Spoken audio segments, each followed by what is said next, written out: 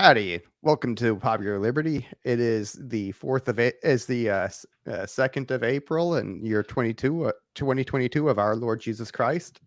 I just want to start it off that way. I think that's a much better way of doing it, particularly in an episode series like this. Yeah.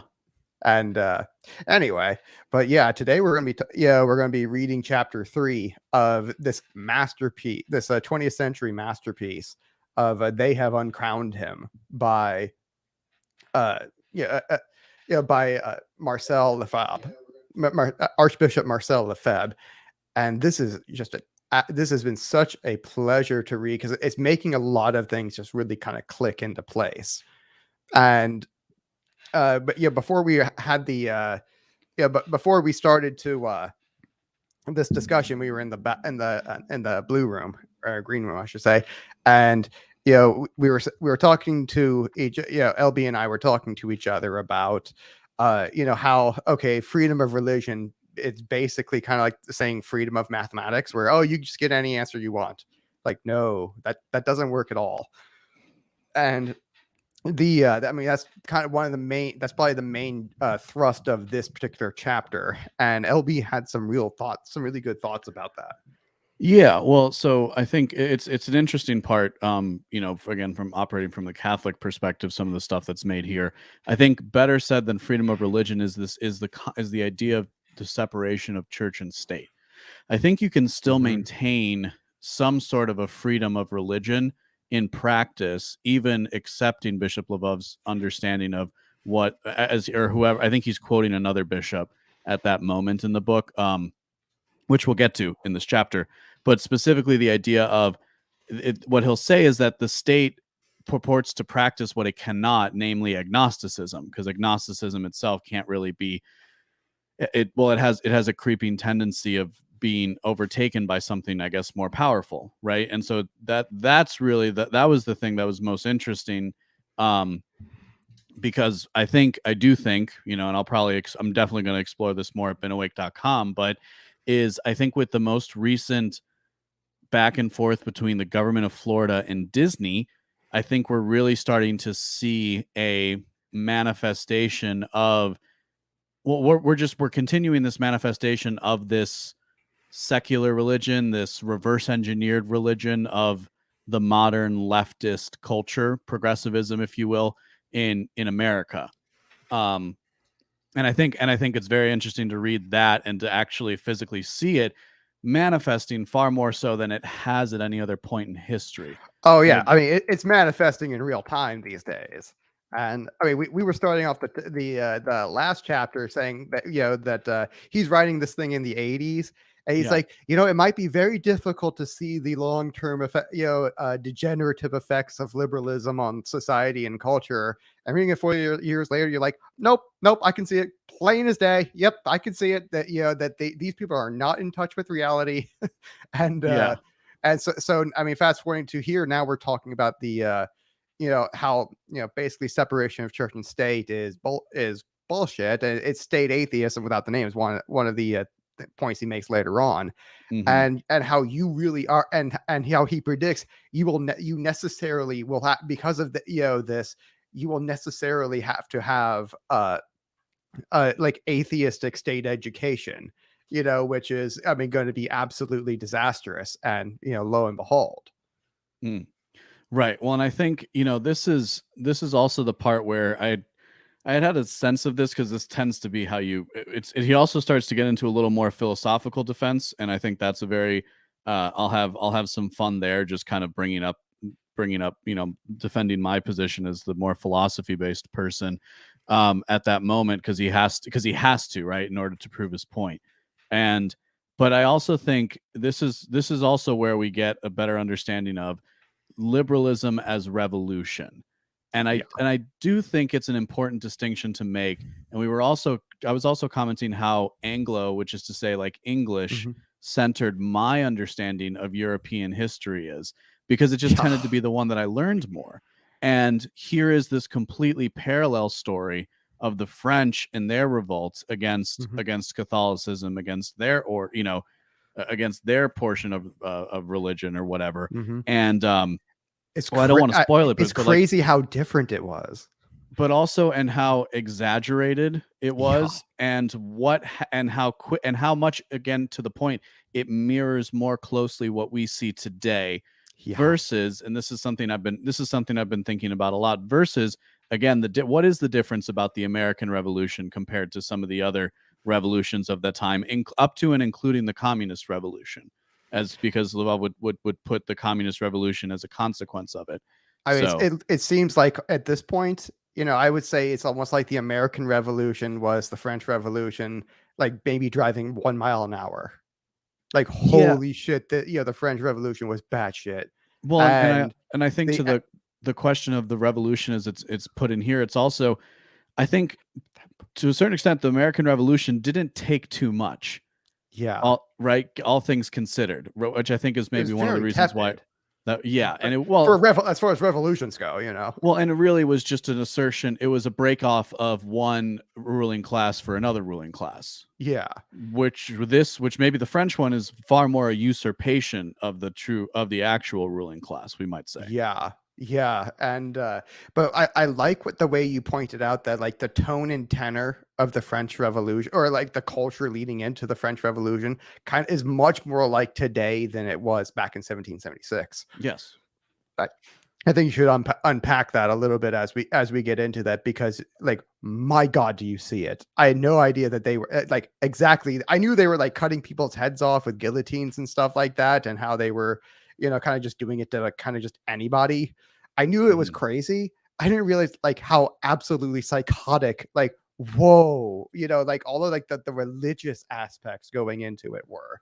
Yeah. And let's go ahead and read that. But yeah, definitely like harp on that point when we get there about, hey, the today kind of mirrors the French Revolution, not 1776. And anyway, it starts off at here we are at chapter 3, our Lord Jesus Christ and liberalism. The truth will make you free. Our Lord Jesus Christ. After having explained that liberalism is a revolt of man against the natural order conceived by the Creator, which leads to the individualistic, egalitarian, and concentration camp-like city, it remains for me to show you how liberalism also grapples with the supernatural order, which is the plan of redemption. That is to say, how liberalism has for its final purpose to destroy the reign of our Lord Jesus Christ, as much over the individual as over society. With regard to the supernatural order, liberalism proclaims two new kinds of independence, which I will now explain. 1, the independence of reason and science in regard to faith. This is rationalism, for which reason, sovereign judge and measure of truth, is self-sufficient and rejects any foreign dominion. This is what is called rationalism. Liberalism here wishes to free reason from faith, from the faith which imposes dogmas on us, formulated in a definitive way to which the intellect has to submit itself. This is kind of going back to what we talked about last time, how they would with liberalism, they've made, they've reversed the subject and the object, basically, where the objects need to, the outside, the rest of the world needs to conform to the subject, me, instead of I conform my mind to the rest of to how the world actually is. The way, they've reversed that to being, hey, the rest of the world needs to conform itself to me. And so now we've taken it a step further here. That same idea, it's saying, okay, now now it's the supernatural order needs to conform itself to me, not the other way around. And so we've come this kind of full circle to where, like where we started with the Reformation, where man becomes the arbiter of truth, because man is the arbiter of the supernatural truth. Basically, in effect, he is. We're like it's not just man, it's the individual. So not any individual man is now the sole arbiter of his own truth, and because he can interpret the Bible any way he wants. Therefore, he's able to interpret the supernatural truth. Therefore, he can interpret the the natural truth for himself. And now we've kind of come into a full circle now, where now not only is man able to interpret it, but now he's able to make it for himself. Like now he's able to say, no, my supernatural truth is what I say it is. And so, I'm like, you see that now you've basically, making man into God, so to speak. And, and it's through this idea is called rationalism. And so, I imagine you might have a different definition of that. No, I'm fine with his definition of rationalism. I think because he's using it, I think he's using it in the proper context here. There are varying degrees of rationalist schools, but and frankly, chief among them, Descartes. So he does have a point in his in what he says. I think where it tends to fall away is, I think, the perception, or at least my perception, is more rationalism is about building arguments, right? And certainly, coming from a libertarian background, you see people who have that tendency a lot. So it's this idea of what people will use like deontological means, or basically asserting axioms. And so where he's getting into the rejection of dogma, I think, is again speaking more towards that revolutionary spirit versus a strict rationalism. But that's, again, these are more formulaic. These are form critiques. The substance of it, like the next sentence, right? The simple hypothesis that certain truths can go beyond the capacities of reason is inadmissible. So like what rationalism does, what this rationalism is doing, is closing off the door. And I was thinking about this in regards to faith, because as I read through this, very much in line with what I've said for a long time, as a way to kind of fix what the Enlightenment era got wrong. And a lot of it is incorporating the idea of faith into it. And so, I was thinking about that, and, the idea of living with multiple religions simultaneously. And I think what reason allows for, and what philosophy allows for as well, is the ability to do that ultimately, right? Like in practice, that's what good philosophy can do, because it's like, hey, you have your supernatural critiques, I have my supernatural critiques, but we're going to meet in this certain area where reason can contradict itself at different points in time because it's just kind of a chain of logic that you follow. So what is this doing that's very different? Well, this is saying, screw your supernaturalism. So it's in the same way. So it's not even where it was maybe a gentleman's agreement, we might say, and certainly in practice it is. And that was the thing I was stuck on, because of course in practice, in business, you can get along with people from different backgrounds and different faith traditions and things like that. It's actually quite doable in practice. So what is it that makes this so insipid? And I think it's that closing off the supernatural, and instead what necessarily follows, as we're going to see, is just the deification of reason. So it's in fact doing the thing, it sets out to do the thing that it said it wasn't going to do to begin with. Yeah. Imagine that. And that's definitely a point I'm going to be making when we get to that section. But yeah, the liberalism here wishes to free reason from the faith, which imposes dogmas on us, formulated in a definitive way to which the intellect it has to submit itself. The simple hypothesis that certain truths can go beyond the capacity of reason is inadmissible. Dogmas, therefore, must be constantly resubmitted to the test of reason and science because of the scientific progresses. The miracles of Jesus Christ, the supernatural elements in the lives of the saints, have to be reinterpreted and demythologized. It will be necessary to carefully distinguish between the Christ of faith and a construction of the faith of the apostles and of the primitive communities, and the Christ of history, who was only a mere man. You can grasp how much rationalism is opposed to the divinity of our Lord Jesus Christ and to divine revelation. Basically, you've now, the rationalism as he's using it, basically just, it's secular naturalism. And it is like a secularist and naturalist in nature. And so it's not merely that you are trying to submit these dogmas and all that to the test of to try to make them as reasonable as you can possibly get. It's not that you're actually doing it in order to disprove their existence, to disprove them as true. And and we've seen how like this does not work. And in practice, because when you try to throw out all this religion, what you end up getting is what comes next. What he's going to talk about next is like the deification of reason. Therefore, if I can conceive it, therefore I can make it reality, and that's all okay and equal. And this is where you get, well, I can conceive of myself as a woman even though I have a dick and balls. And and this is where that comes from, is that now because I've conceived of it, it seems reasonable to me. Therefore, even I don't need to. Again, as a liberal, I do not need to submit my own reason and my mind to the outer world as it actually is.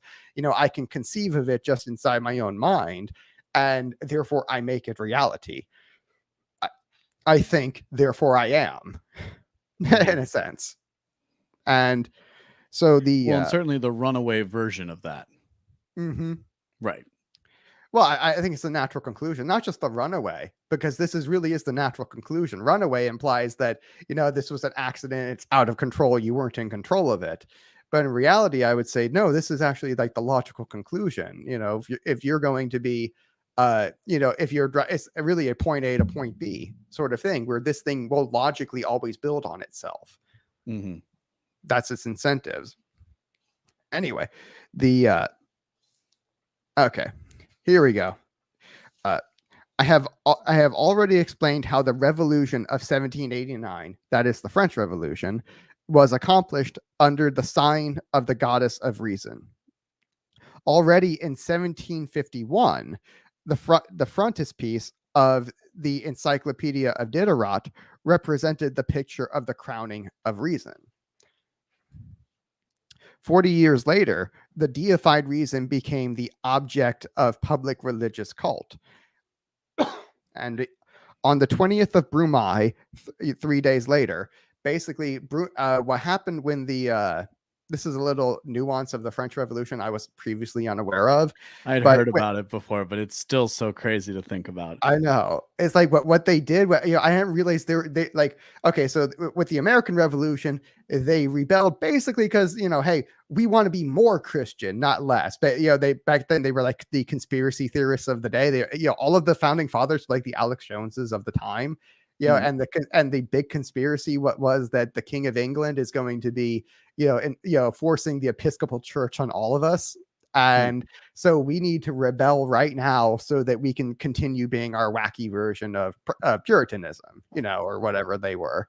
And so they were rebelling because they really wanted to be more Christian, not less. It was a wacky and crazy kind of Christianity. It's still Christianity. Whereas in the French Revolution, they were like, we want to be like full-blown atheists. We don't want to do anything. We wouldn't want to have anything to do with religion. We want to just have a reason. Well, and may I also interject? Obviously, I mean, we'll talk about Robespierre in a minute, but for the mass of people, which is always where it's like you have to simultaneously hold the elite and the masses in one, because for the masses, it was the fringe and the moderates, really. Right. And it's step 1, 2, and 3. Step 1, overthrow the French Revolution, overthrow the clerics and the church and the monarchy. Step 2, blank. Step 3, utopia. Right. And the step 2 people are the ones that we're going to kind of get into here. And this is and so let's read. Oh boy. So basically at the 20th of Brumaire, this is like they were so radical that they decided to even try to institute a new calendar. So it did not, it counted from the year 0 as the year of the revolution. So you're no longer even counting from Christ, and it and it divided the year into basically weeks of 10, because everything had to be decadal, not 7. For whatever they wanted it to be a decimal thing, and it didn't stick. Because we're meant to have, basically 7-day weeks. And where else do we see this? The communists did it. Oh yeah, the communists did it, in both in Russia and in the Soviet Union. The Chinese did and and the North Koreans have their own calendar as well, separate from it. Ironically, the Chinese are the only ones who maintain, right? They kind of like use ours, but they're the only. Well, theirs was a non-religious because theirs is a lunar calendar, Mm-hmm. So there's no real threat from the moon. You know what I mean? There's no religious calendar there. And whereas like if the calendar had been like a religious one, like it was in Korea, Oh, like, I see what you're saying. Gotta go. Yeah.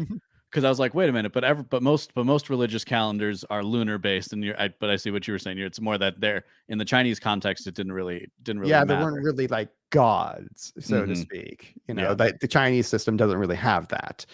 And so so basically the 20th of Brumaire is the Frenchy calendar that didn't last. So he says on the 20th of Brumaire, 3 days later, a few priests, the Metropolitan Bishop Gobel at their head, became unpriested before the assembly. Basically, when the French Revolution happened, they also went and ransacked the churches in addition to all the rich people. So unpriested means, you can kind of this or the guillotine. Yeah, basically, basically deny God or a guillotine.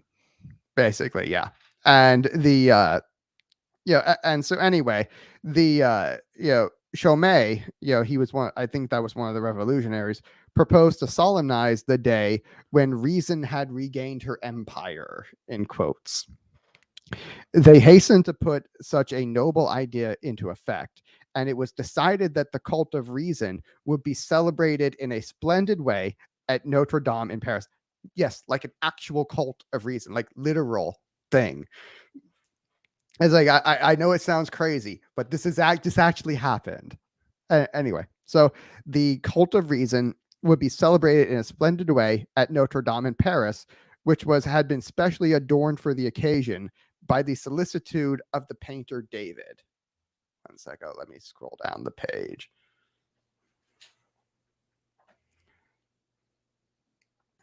So 20th of Brumaire, and we are right here at David.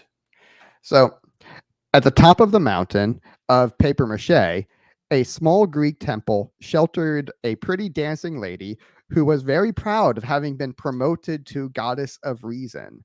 Groups of young girls crowned in flowers were singing hymns. When the festival had been completed, remarking that the representatives were not that great in number, shocker, they left in a procession with reason to go visit the National Convention, whose president embraced the goddess. And so basically, like, they literally got like a woman, dressed her up as like goddess of reason and all that, had like a paper mache mountain, and then had like a parade with her. Notre Dame Cathedral. Yeah, in Notre Dame Cathedral. Like, holy crap, these guys are insane. There's a picture of this, by the way, on Wikipedia. This is I was looking for it before we started recording. I know, it's like, I couldn't believe this thing was real. It's like, oh, this really happened. Holy shit, these Frenchies are insane. It's like, and they call this it's so ironic that they're this insane and they call themselves the Rationalists. Mm-hmm. So I want to start with the goddess reason, because it was very interesting. So we have Athena in the Greek tradition. It's so ironic that it's a woman because they get it wrong all the time.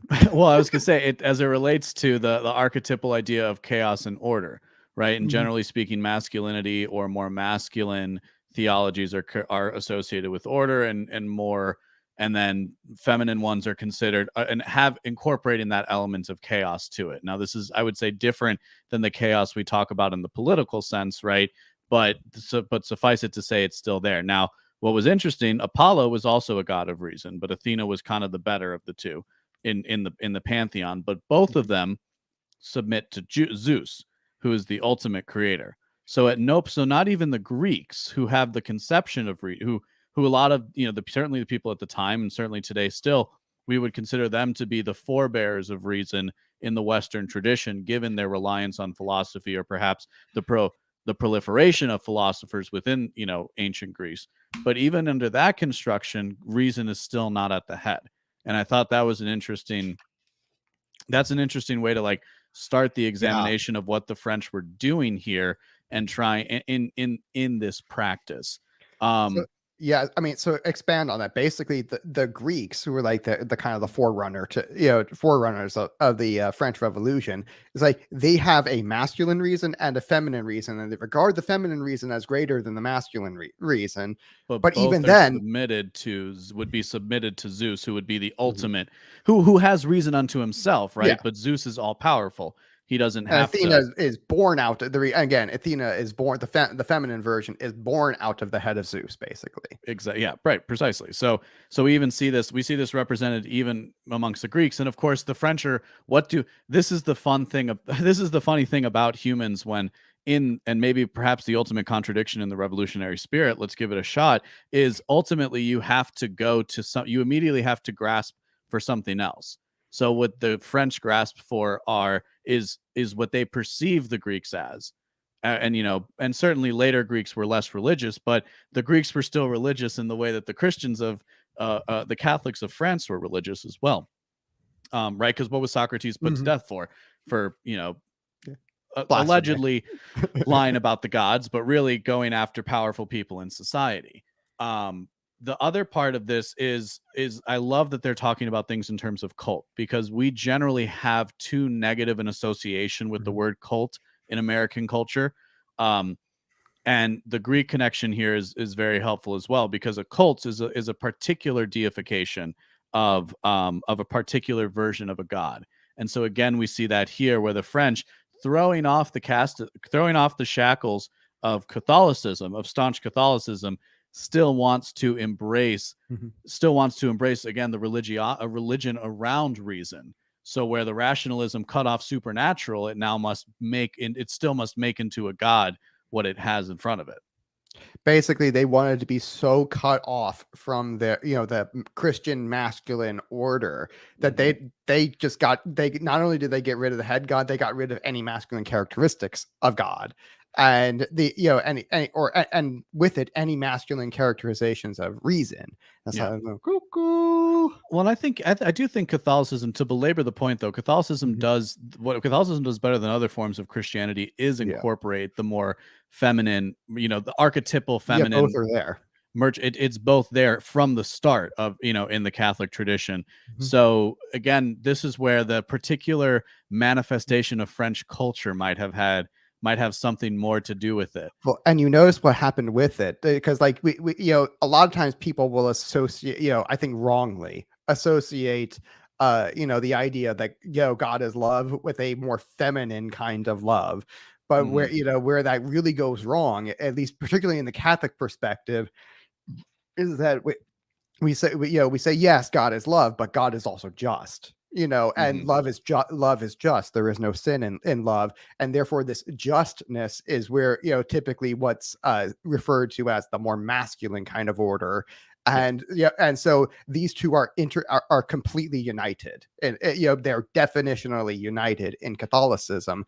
Therefore, when we have a very different kind of concept of justice, and what happens when you throw all of that out in the French Revolution, where you have basically love without the justice, and you don't get love for that. You get basically destruction and like wanton killing and stuff like that. This was an incredibly unjust revolution, and it's like in the demonic nature of its like sinfulness, and how they were just like ransack and kill innocent people who had nothing to do with the king or anything like that. And I mean, just rampant violations and excess of human rights, and incredible injustices. And when you have and this is again, it all comes back to this idea that they've thrown out the masculine, I say that kind of in quotes, but the masculine characterization of reason altogether. So where they just have like Mm. a female rampage, basically. Mm.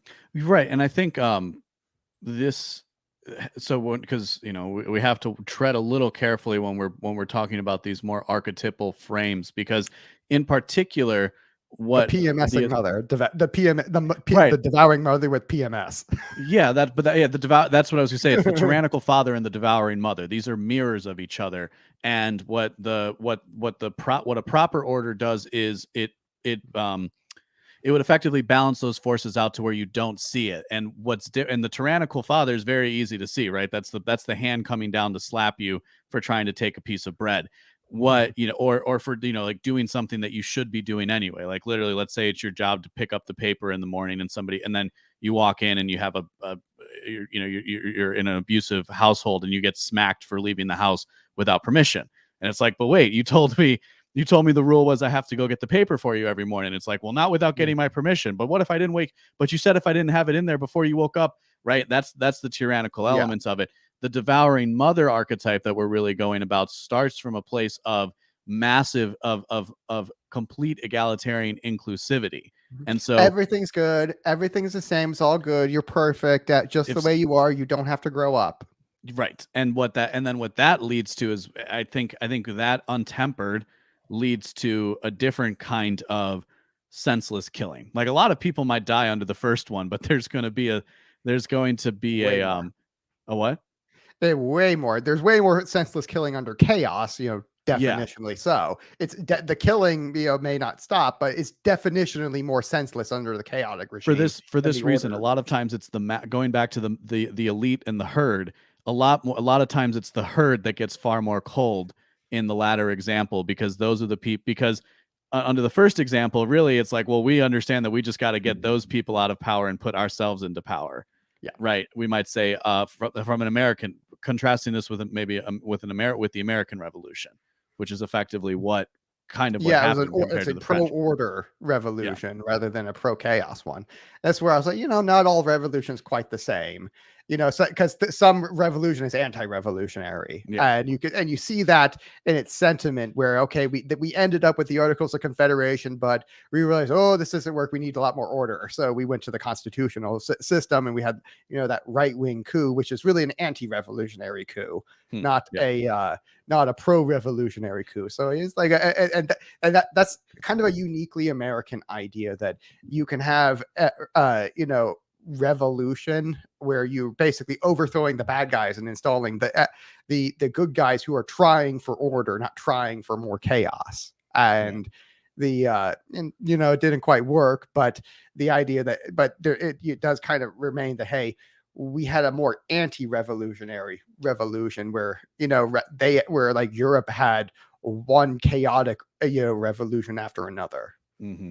Well, and let's to pretend that this became the final form, though, would be to be denying the audience what comes next. So let's read what comes next, and then we can talk a little bit more about that revolution. Yeah, we'll get there. Yeah, this overly radical rationalism did not please Robespierre.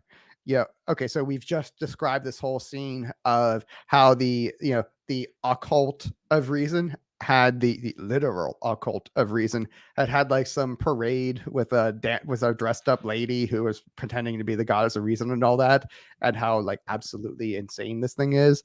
And so this overly radical rationalism did not please Robespierre, when in March 1794, this is this is 5 years after the revolution, he had knocked down the exaggerated ones. And it seemed to him that his all-powerfulness should be founded on some high-mindedly theological foundations, and that he would put a crowning touch onto his work by establishing a cult of the Supreme Being, of which he would be the high priest. On the 18th Florial, year 2, that's from the new French calendar, and it kind of makes it, I think that's like sometime in May. I looked it up. I think it's sometime in May. But he gave a speech on May 7th. May 7th. Yeah.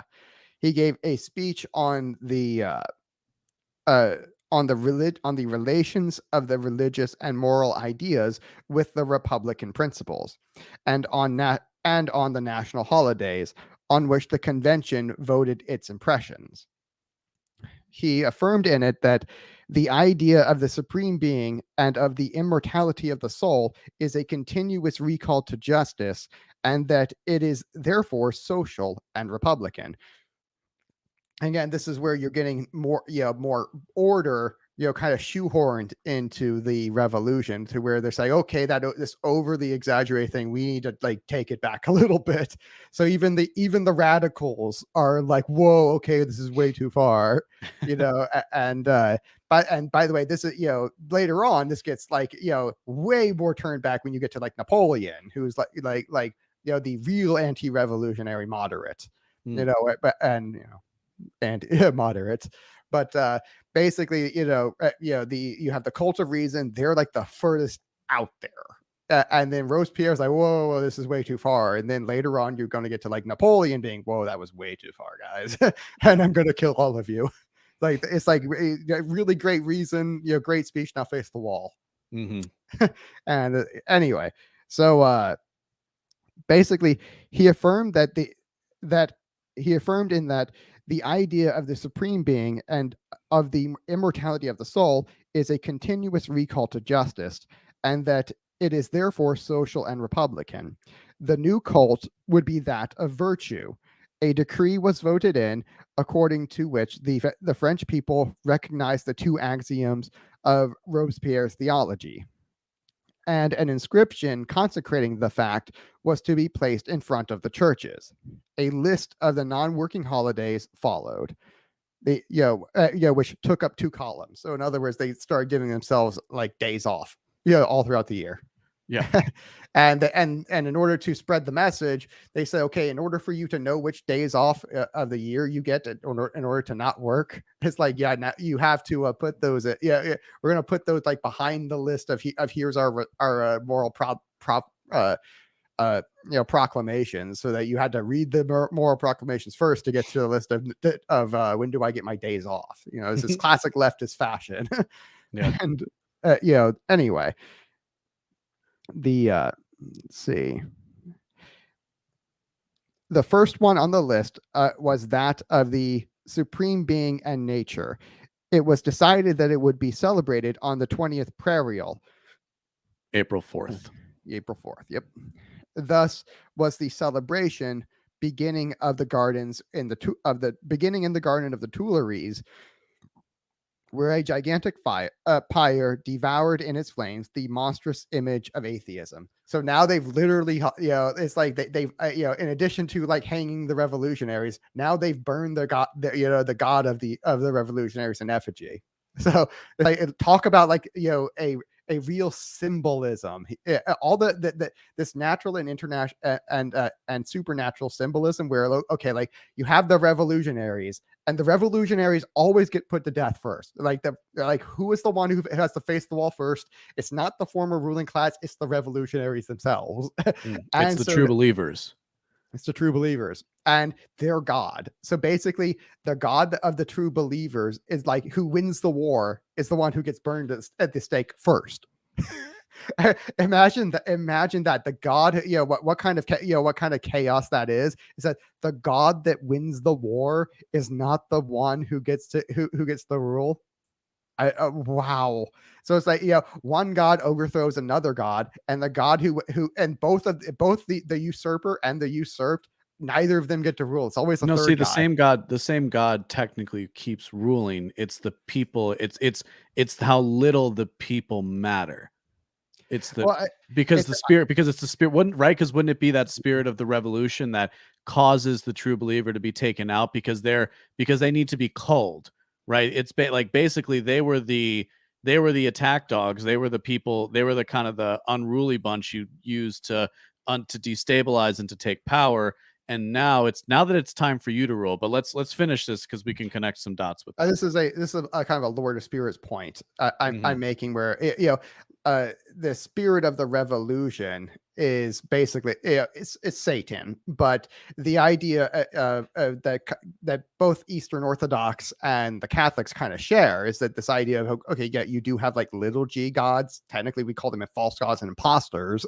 Yeah, but the Bible refers to them as like little g gods, like like Baal and Ashtoreth and all these little g gods, like they exist and they're real spirits, but they're false gods, they're imposters. And so the idea is that, whenever you were going to war, back in the old days, whenever you were going to war, it was because your god was going to war with the other person's god and trying to slay them and trying to overthrow them. And so basically it's like the idea is, hey, God has given us given our rulers angelic intermediaries between him and them, and that and these intermediaries are supposed to be teaching men the right way to go back to God, teaching rulers particularly the right way to serve God with their rulership and to be applying order as God would. And and that these angelic beings, of course, are like, I don't really want to do that. And I kind of want that worship for myself. And and so now they've turned into imposter gods, and they go to war with each other over territory and people, because they want that worship, not the other way around. And so it's funny that, okay, you have two false gods basically going to war with each other, and neither of them gets to rule. It's always going to be like the prince of this world, quote, the usurper Satan, who was a failed usurper. He failed very hard, and he got thrown out of heaven by the first right-wing Chad. So you could say basically Saint Michael was that was Saint Michael, the first right-wing Chad. He was like the first Pinochet. This is where we get this archetype of throwing the commies out of high places over large bodies of water. Earth is 76% water. That's see, when you say it like this, you get the joke. On Twitter, it doesn't always come across as much. It's like I absolutely had to have this portrait of Saint Michael out there, where this iconic image of him basically pulling the first Derek Chauvin on the first leftist. That's so great. Okay, let's finish the last part, because I've got some things, but I want to make sure I can tie it together. Yeah, go ahead. Thus was the celebration beginning of the Garden of Tuileries, with the gigantic power devoured in its flames, the monstrous image of atheism, while Robespierre was pronouncing a mystical discourse, after which the crowd chanted hymns fit for the occasion. It continued with the parade up to the Champ de Mars, where all the people in attendance followed a chariot draped in red, drawn by 8 oxen, loaded with ears of wheat and foliage, among which sat enthroned a statue of liberty. Now, here's the part I wanted to draw everyone's attention to. So a few parts of this in particular, one of which is the fact that Robespierre needed to establish a cult of supreme being. Now, I want to basically transport this onto 2020, and I want people to remember the riots that were occurring throughout 2020, the mostly peaceful protests, if you will. And what is one of the many chants? No justice, no peace. What does Robespierre point out for his theology? This is his religion of the supreme being. And so what does it say? It says the moral ideas. Hang on. What was the two things? The immortality of the idea of the supreme being and of the immortality of the soul is a continuous recall to justice, and that it is therefore social and republican. So this supreme being, and the immortality of the soul are continual cries of justice, and so therefore are social and republican. The cry of these mass movements that seemingly come out of nowhere and who sweep up with them so many people is a cry for justice.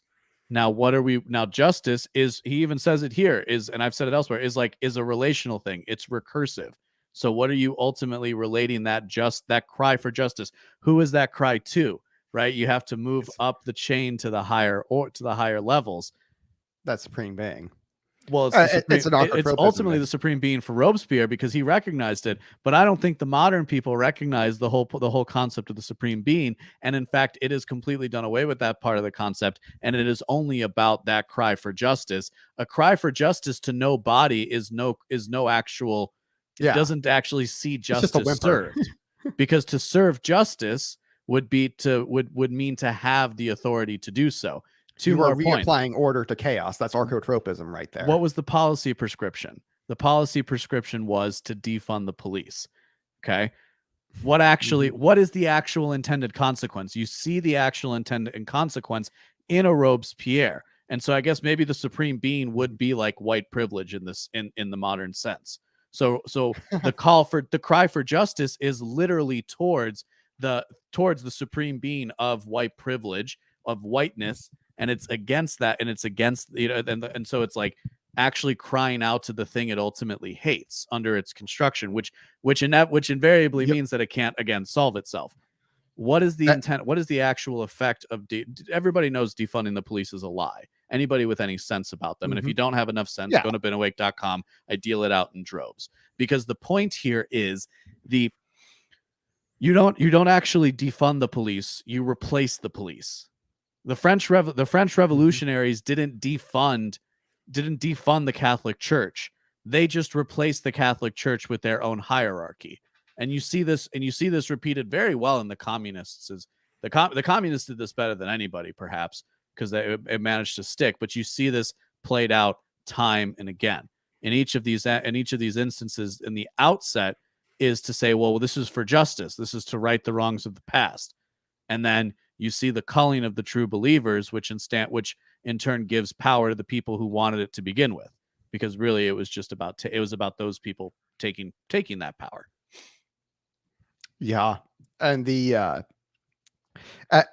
And I really like that image you drew up right there, because it's basically the image of arcotropism, to where this idea that, hey, chaos demands force to be used against it in order to restore order. This is it's the idea of Christian justice in 1 second. But where you get where this is that because it demands force and power to be used against it, this is where this system can get hijacked. And so basically you don't get a restoration of order, you get defrauded. Basically, you get a fraudulent order, which is chaos, and that is reapplied in its place, and it just sees the cycle and gives you more and more power, gives whoever is the fraudster is more power, and it's like the arsonist firefighter, so to speak. And this is also where you kind of get this idea that, where you were saying that, hey, that like they're basically crying out to God. These are just cries to justice, or cries out to God, in effect, that even though that they're trying not to serve him in a sense, they are still calling to him and serving him. This is the idea from the Bible that, where it says that, hey, the right and the left hands of God both serve him. And that refers to the angels on God's right, which are the heavenly angels, we like them, and the left hand are as a reference to the angels on his left, that it's like Satan and all the demons, the fallen angels, that even when they're trying to screw God over, even when they're trying to cause damage and cause people to go to hell and all that, they still end up serving God, and serving his purpose, which is basically himself. So, and so even in these revolutions, they, basically you have the two gods, so to speak, of these nations, who are these fallen angels. They're fighting with each other. Neither of them get, one of them wins and immediately gets like burned at the stake. And, because both of them are still, kind of subservient to that spirit of the revolution, who himself, is, basically got, Michael on his neck. But like, St. Michael pulling a Derek Chauvin on his neck, and of course, St. Michael, who was like God. Is it a statement or a question? Nobody really knows. And, but it's still a reference to God. So even then, even in this natural conception, you still see the divine conception played out, from this Christian image of order and chaos. And of course, this is all within the point of the independence of reason, as it relates to this too. And just to reiterate the point in regard to faith and of science. And so again, this call to justice is about the independence of our reason from a what as the bishop would put it, the divine order. So basically, even in calling for independence of reason, they're calling back to God. They're calling back to faith, effectively. That's the irony of it, is that, again, the right and the left hand of God serve him no matter what. The game is completely rigged. All of reality is rigged in God's favor. It's like, and so you can really look at it that way. There is no, and we're gonna really hit that point home in the next thing. And the only other point I wanted to make here is basically there's no such thing as non-religious. Like, holy shit, you cannot get there. You cannot get rid of religion. Like, even when, with this, this like Looney Tunes clown world version of rationalism, you still get religion. Yeah, well, and you see a certain kind, and you see what's always fascinating about these things too is you see this is the part that never made sense to me about like new atheism and people who insist on atheism as this inherently peaceful thing is like, how? When I mean, like, it's again, like, if anything, the atheist is just as violent as your average Christian. Like, that is actually what's proved out over history. It's a specific kind of selective reading that was popularized and ultimately enabled, right, a lot of the excesses that we see today. Not even a selective reading. It's just you haven't read at all. It's like, because if to read at all about, hey, how do atheist leaders usually work out? It's like all of them are bad. Well, they're these people who are, again, living. They're falling victim to the subject and the object, right, and having their subjective interpretation overcome the objective of the object of the thing they're trying to study. Because what they shunt that into is to say, oh, well, cults of personality doesn't count, when in fact cults of personality proves this religious impulse. Yeah. Right. You might say the best way of putting that, the best practice of that being like Catholicism or whatever path you follow, as the case may be, but it's the impulse exists. And this is where we get, we're going to get into like number 2, which is like the separation of church and state, and why this is just like, it doesn't even make sense in theory. Yeah. And let's make sure we're very careful with our terms, because freedom of religion is kind of like, we've said that a few times. You've said that a few times, I should say. And it's like, it's actually not what we're talking about. And in fact, the Constitution doesn't even have freedom of religion. What the Constitution says is that the state shall establish no church. And that's been transmorgified over the years to talk about a freedom of religion, right? And and even that term itself is rife with a lot of modernist conceptions of what religion is. And I think it's important to hold that in our minds, because there's like the marketing hook to get you interested and in the door, and that's saying that. But like, we have to be careful with how we're using the words, because otherwise we don't make sense. Yeah. Because as he says here, the second part in liberalism is the independence of man, of the family, of the professions, above all of the state, with regard to God, to Jesus Christ, to the church. This is, according to one's point of view, naturalism, laicism, latitudinarianism, or indifferentism. From this, you have the official apostate of the peoples pushing away the social kingship of Jesus Christ, failing to recognize the divine authority of the church. So yeah, just the futility of the separation of church and state, and this, again, and I like to be charitable sometimes, and it's also worth. I think it doesn't make sense to have that conception, but it makes sense to maybe say that that the state is not going to establish an official church. Well, it's funny because they mean two different things, but what they meant back then and what we mean today by religion are completely different, are two very different definitions.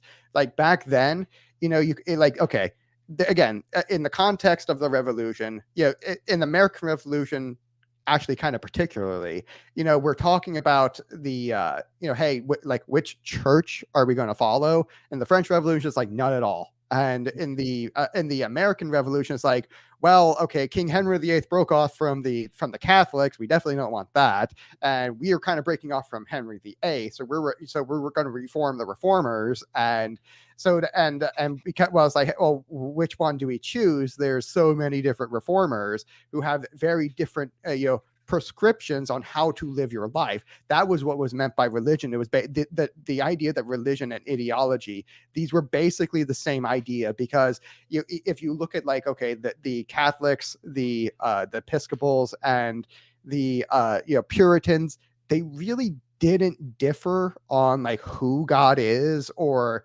what the divine actually is, because there were no Christological or Trinitarian, reformers, so to speak. That no one had a problem with that. So the idea that we all basically had the same exact mythos, and our teloses were basically identical. It's like the Catholics were a little more laissez-faire on how we thought you should live your life, but the a little bit more libertine, not really though, but the Protestant reformers, they just want to be like, nope, strict everything, and like Puritan basically, and that really worked for them. Good for them. That really worked until it didn't. But the idea that by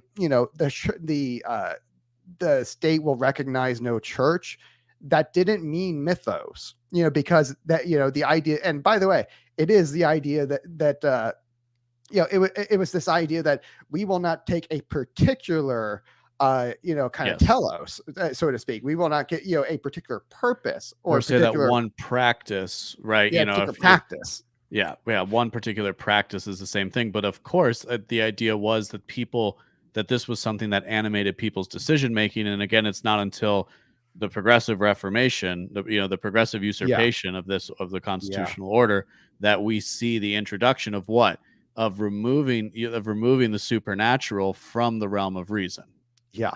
Basically, it was this idea that, hey, it's not, when they're saying they will recognize their church, they're saying they're talking about the telos of a church, not the mythos of a church, because that was kind of just understood that everyone agrees with that. That the mythos is what it is. That is an is, not an ought. The telos is the ought, but the idea that the state would not recognize God at all, that was not in the American Revolution. That is not what is meant by the First Amendment. But that in particular is what we identify a religion with today, where we say it's basically the mythos itself. So if you have any sort of mythological structure, to your belief system, that is a religion. And this is explicitly not what was meant back then. And by the way, when he's talking about their constitution here, he's talking about the French Constitution. And so, that just FYI, this is not written by an American. This is written by a Frenchie, and he's referring the entire way through to the French Revolution. But this is something that is really, really interesting here, because that was what the liberals and the progressives tried to do, and successfully did, was they changed the definition of a religion. They changed the definition of a church to refer to to designate the mythos part of its structure, not the telos part of its structure. And therefore, because their religion has no mythos in it, and is explicitly anti-mythos, again, this goes back to their liberal separation of subject and object, where they've reversed it. Well, it still has. Ironically, it's still developed the mythos eventually, because it's needed to in order to sustain itself. Yeah, and so basically this is how this idea of what was meant by the Constitution was actually done, was actually two completely different things. And to where, basically they've got their telos now being taught in schools. It is the telos of state atheism, which we will get to in a second, because that is this part. Where the telos is what's taught in schools. And now you're getting the mythos is actually following, where it's like this God of white privilege effectively. Let's continue. And so he says, I will illustrate these errors by means of a few considerations. Naturalism maintains that man is limited to the sphere of nature, and that he is in no way destined by God to the supernatural state. And the truth is completely different. God did not create man in the state of pure nature. God constituted man at the outset. At the outset in the supernatural space. God says that the Council of Trent had formed the first man in a state of holiness and of justice. That man was deprived of sanctifying grace was the consequence of original sin. Yeah, but the redemption maintains God's design. That is this idea that, hey, God comes down and restores order. In the crucifixion, that this was force applied to chaos in order to restore the order. This is how we got redemption. Again, this is that arcotropism archetype that is present basically throughout all of human history and the Christian mythology. And so basically to be reduced to the natural order is for man a violent state that Hang on, God you does skipped not over approve because of. you said, but the redemption maintains God's design. Man remains destined to the supernatural order. And then, which is important because of the next That's sentence. a telos. Yeah. Telos here basically means purpose. So I'm right about that, right? Yeah, the end. But that end is based off of like its use. So what is the final purpose, we might say? Yeah, and basically all created things are created with a purpose. That purpose is a telos, and so the idea that like an acorn has a purpose of becoming a tree. That a tree is its telos, and whereas like a baby has the telos of becoming an adult human, and it's what I mean, and the idea that, hey, man has is destined to be a super, to live in the supernatural order with God, as his created self, and to be united to him like that way. And so when you take this away from man, you have necessarily separated him from a peaceful, loving order, to where you say, okay, now we're back to the like Darwinian order. I wouldn't even. Yeah, go ahead. I don't know if I would say Darwinian, but certainly Darwinian in that he conceptualizes it. I don't know that. Where it's a might makes right Hobbesian. Yeah, because what he says is to be reduced to the natural order is for man a violent state that God does not approve of. Here is what Cardinal PA teaches, showing that the natural state is not in itself bad, but that it is the removal from the supernatural order which is bad. Which again, that's one of those important distinctions, because it's not quite that like the Darwinian order is wrong. It's that no, this is just so much better. And I think that's again that can tend to be I think lost in some of the interpretations, if you will. Yeah, it's like we are created for a better thing. Our purpose is to do is to do far better than our creation. You know what I mean? Like we're created for greater things than ourselves. Comment in the chat. It's such a strange thing how people referring back to a Darwinian naturalism is somehow less violent than the natural order of God. Yeah, I mean that's what I'm trying to suss out. And there's a Darwinian and like the new atheist sense, which dramatically overplays religion's role in humanity's violent past. But really, again, and I'm coming from this, I'm using like Brett Weinstein and Heather Hine as my basis for this, but a lot of like evolutionary biology and psychology doesn't actually call for that. That's like a spice that was put on by a certain cadre of scholars that were decidedly anti-religion for various reasons. Because in fact, what they talk about in their 21st Century Guide to whatever, their Heather Hine and Brett Weinstein's book is they specifically say that a religion like Catholicism is evolutionarily adaptive because of its ability to transmit and stabilize society across time. Exactly. So we really have to parse these things out correctly, because there are so many, like this is in my conception, this is part of the cult of American democracy, right? Because it's like, well, okay, so team A, you get to know facts 1, 2, and 3. Team B, you get to know facts 5, 6, and 7, and nobody's going to ask about 4 because 4 doesn't exist. Well, it turns out if you know 4, then everything is everything. But it's the game that you actually end up playing in a complicated enough system that can support opposing forces. That's a really good way of putting it. That God, I really like that. So I wanted to respond to that, because it's an important, like, again, we're trying to balance and orient ourselves for this kind of a conversation and trying to update maybe what he's saying or to try and put it into some term, Yeah, to parse these terms correctly so that we're getting that, like, how Matt Erickson says mouth sounds and brain pictures, that you might have the same mouth sound that has two different brain pictures. Yeah. And that, that I say that this word, that like this, religions, violent history or whatever in terms of evolutionary biology, and that's just like not the case. And I think you see this more in Catholicism than you do evangelicalism. So let's read let's read what Cardinal PA teaches, because this is very much what's funny about this is like I didn't like some of this is like really okay, so people don't think like this, huh? Because this is so much part of I realized how much of what I thought was original thinking on my part was just latent ideas that were kind of set in at different points in my education and upbringing, which speaks to the necessity of how you teach children.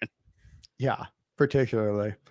And here's what Cardinal PA teaches, showing that the natural state itself is not bad, but it is the removal from the supernatural order which is bad. Again, that is this idea that, hey, with Brett Weinstein and all that where they've said that, hey, actually religion is a civilizing force, that particularly like Roman Catholicism, which is a real civilization, hardcore civilization building religion, that it is focused around that, like and so when you remove people from that, you necessarily get a decivilizations effect, which is right back to like the end of the last ice age and how civilized we were back then when we didn't have like religion at all.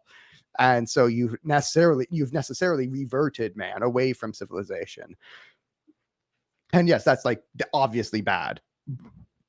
So like you will teach then that human reason has its own power and its essential competence. You will teach that philosophical virtues possess a moral and intrinsic goodness that God does not disdain to remunerate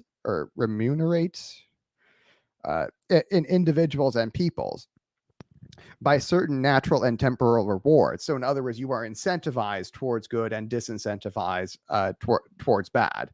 That it's referring to his incentives, that God has structured these incentives so that you are naturally incentivized to the good. This idea that law is a help to order. When we say law and order, it's that law is a help to order, and that law exists to help you be orderly. It's there to assist you, not constrain you. And whereas in the liberal ideology, law is just complete constraint, and he's going to debunk this idea there that law is a constraint to liberty rather than a help to it. And so, that God has structured reality this way by certain natural and temporal rewards, at times even by some loftier favors. You will also teach and you will prove by arguments inseparable from the very essence of Christianity that the natural virtues, that the natural lights cannot lead man to his last end, which is heavenly glory. Again, our telos is that, hey, the whole, is that we are supposed to be servants to God. We are supposed to, our ultimate end is to be in heavenly glory with God. Well, it's like saying, hey, you could make it if you're so if you're climbing a mountain, it's saying like to actually reach what does it mean to actually reach the peak? You could be at the summit, excuse me. I think the technical term would be the summit, because you could be on a bunch of different peaks in a mountain range, but are you at the summit of the highest peak? And what that highest peak is, and this is honestly one of the reasons why I've never like turned my back on Catholicism, I guess, is because I don't know if I read people who had this or had people who read this, like this particular flavor, if you will. Because this is like how much more complete of a vision of this. It's not even saying, this doesn't even say that you can't get far on the natural light and the natural, like just trusting your natural senses. It's just saying, but there's even more for you if you're ready to take it. Yeah, it's basically that you can't even like that. The idea that you can get there yourself is like virtually impossible. That you could get to the idea that the first cause of reality is love all by yourself. It's like Nah, it's like, I mean, that it's not theoretically impossible, but it's just so close to it that you would basically that you would never ever get there all on your own. It's it's like the chances are astronomical, Right. and so the idea that this is revealed to you is it then becomes necessary to you having a civilizing, because you can't understand metaphysics, you can't understand the epistemology that flows from the metaphysics if the metaphysics are wrong. So if your idea of what reality is just completely broken, you can never get to where you need to go. So this idea that faith is necessary to reason is very logically sound. Mm-hmm. So he goes on. Go ahead. You will teach that dogma is indispensable, that the supernatural order in which the very author of our nature has established us by a formal act of his will and of his love is obligatory and unavoidable. You will teach that Jesus Christ is not optional and that outside his revealed law, there does not exist, there will never exist, any philosophical and peaceful golden means where anyone, a chosen soul or a vulgar soul, can find the repose for his conscience and a just rule for his life.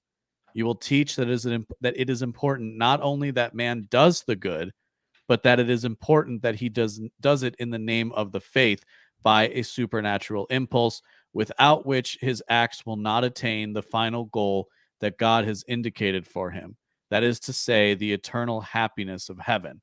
Thus, going back to the Bishop above, in the state of humanity concretely willed by God, society cannot be constituted or exist outside our Lord Jesus Christ. This is the teaching of St. Paul. I actually had in the margin here, would it follow from this that we do not have society at the moment? And I think he would probably say yes. Yeah, and I would say yes too. Yeah. Again, this goes back to my arcotropism framework, which kind of predicts that hey, this is we are necessarily on like a decivilization downslope here, because now we're on the consumption side of the equation. Where we're consuming our civilizational wealth. And that's what a republic does. It naturally is a force of decivilization. And that just because of its incentive system, this is something that Hoppe really proved in in Democracy, the God That Failed. And I think I did a better job proving it with arcotropism, but anyway. But I think it's also a valid point of the paradox of identity, which is a term of my own, just to talk about the different ways in which we can interpret society. And this is part of the act of philosophy, as we'll get into as it relates to liberty, is to try and understand how we can use a word in different ways. But I really like what he's setting up right here, because again, it kind of goes back to this idea, hey, the right and the left hand of God both serve him. That hey, all of reality is rigged in God's favor. The whole game is rigged, that he's going to win no matter what. And so this idea that because the reality is rigged, in God's favor, there is no change you can make to the natural order that is necessarily better than what God did. So every minuscule departure you make from the natural order necessarily gets you worse and worse results. And so this idea that he's going to set up that because he talked about this earlier in the book, where he says, hey, liberty is necessarily is the freedom to choose the good without constraint. And it's not good or evil without constraint. It's just good without constraint, because evil by itself is a constraint. So effectively any evil choice you make necessarily constrains you more. So there is no, it's like antithetical to say that, this is liberty, that you have a liberty to err. This is where, like he sets up the chapter with the truth will make you free. Because you're free when you're, acting in accordance with truth. So this idea that I have a freedom to err is like saying, I'm going to like sleep with the football team in order to practice chastity. You know what I mean? It's like those are literally opposites. That doesn't work that way. It's necessarily wrong. You're turning the incentive structure on its head. You're trying to invert the order. Yeah. Well, this is why we call this license, why we call it vice. It's like, okay, yeah, maybe the again, like the best libertarian argument here is that, hey, yes, like drug addiction and prostitution and all of that, like licentious license stuff, like, like it's not that that you don't have a right to do these things. You don't have a right to do them, because right would imply that you're in the right. It's that the state, you're able to do something. That doesn't make it right. Well, it doesn't make you free. So at all. It's like you are necessarily less free by acting this way. Just by logic, a priori logic. There is no conception where, like, okay, if you're going to be a prostitute or you're going to be you have to serve something. You have, like, you ultimately are serving something else, and you can serve the good or you can serve the bad, the evil. Well, I mean, you are less productive, you are less wealthy, you have less wealth, power, and influence, necessarily so, because if you're a drug addict, you can't even control your own body. So it's like, how do you even have self-ownership when you're not even in charge of your own body? It's like your body controls you, not the other way around, because you are a soul, not a body. And so this idea that, hey, I can shoot up drugs and be free. I'm free to shoot up drugs. Is like saying I'm, you're chaste so you can sleep with the football team. It's like this. These are necessarily opposites. These are mutually exclusive. It does not work this way. Yeah, I think deterministically so. Yeah, because you always have to look at the results of things, and because if you don't, you're breaking cause and effect. And this is again where I get to the idea that where my central disagreement with Ace, in all of our Twitter debates, is that that he has a separation between cause and effect here. Because he separates is from ought. He necessarily has a break between cause and effect, because the idea that you can have liberty and with or that you can have bad results with good inputs is necessarily wrong. Good trees necessarily bear good fruit. I think again this is where a ridding ourselves of the egalitarian delusion is so useful, because to the everyday, because there is something to be said for the fact that I am not necessarily responsible for the actions of the people who are who panhandle on the stop that I get off at, right? That I don't bear a direct responsibility to them. Maybe I can take it upon myself to to give them charity and this, but that's at the individual level. At the population level, at the level of elite, at the level of ruler, the calculation is very different. No, in fact, you do have to, we have to rid ourselves of the egalitarian delusion to get here, I actually do have to wonder, what am I supposed to do with the bums who are drugged out in the park and scaring school children? It turns out there is somebody who has to make a decision like that.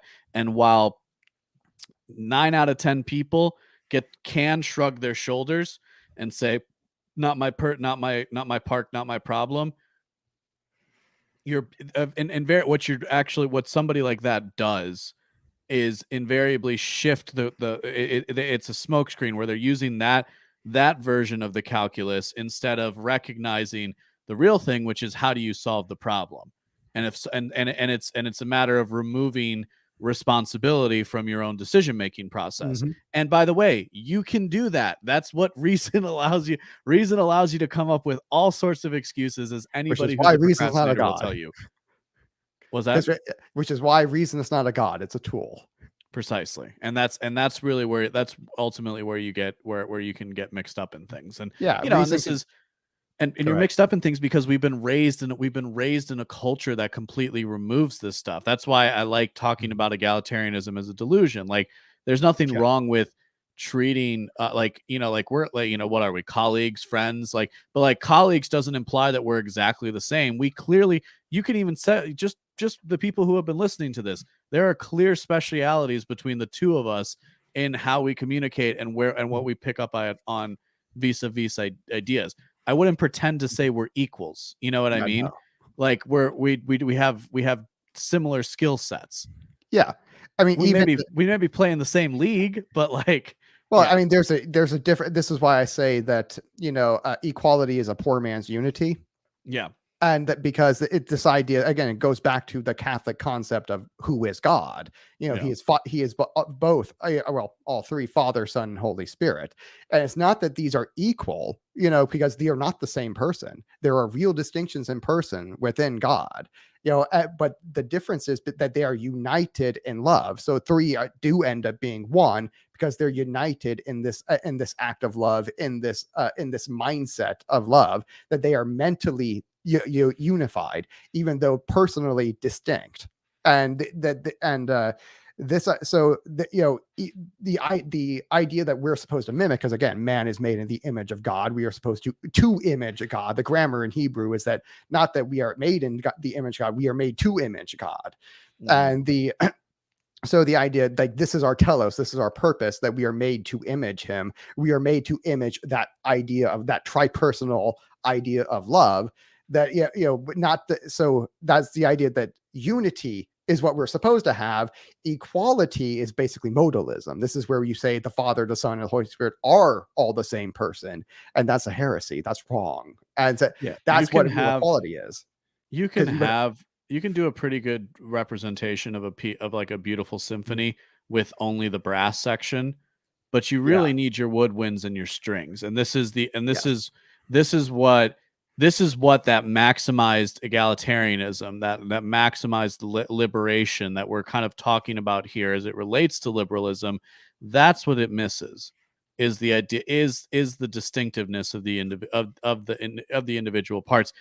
Invariably, why do we say, and invariably, now that they're at the point where they've taken power, they have to start to recognize that they've just created, they've just inverted the racial hierarchy that they once put out. But we got some distance. So let's let me power through this next page or so. Yes. So society cannot be constituted or exist outside our Lord Jesus Christ. This is the teaching of St. Paul. Quote, "It is in him that all things have been created, that those are in the heavens and that those are on the earth. All has been created by him and for him. He is before all things, and all things subsist in him." God's plan to, quote, "sum up everything in Christ," that is to say, to bring back all things to one sole head, the Christ. Pope St. Pius X took the same expression of St. Paul as his motto, "Omnia instauratore in Christo," to reestablish, to restore all in Christ, not only religion, but civil society. Quoting, "No, venerable brethren, it must be recalled energetically in these times of social and intellectual anarchy, when everyone sets himself up as a teacher and a legislator. Society will not be built other than as God has built it. Society will not be built up if the church does not lay the foundations and direct the construction. No, civilization is no longer to be invented or the new city to be built in the clouds. It has been, it is Christian civilization. It is the Catholic city. It is a question only of setting up and continually restoring it upon the natural and divine foundations against the ever reborn attacks of the unhealthy utopia of revolt and of impiety. Omnia institurare in Christu." I really love this point. This idea that hey, we know how civilization gets built. Again, that is like this book right here by Tom Woods. Everyone should see it. It is How the Catholic Church Built Western Civilization by Thomas E. Woods. Really, really great. We know how how human civilization gets built. We know how we escape barbarianism.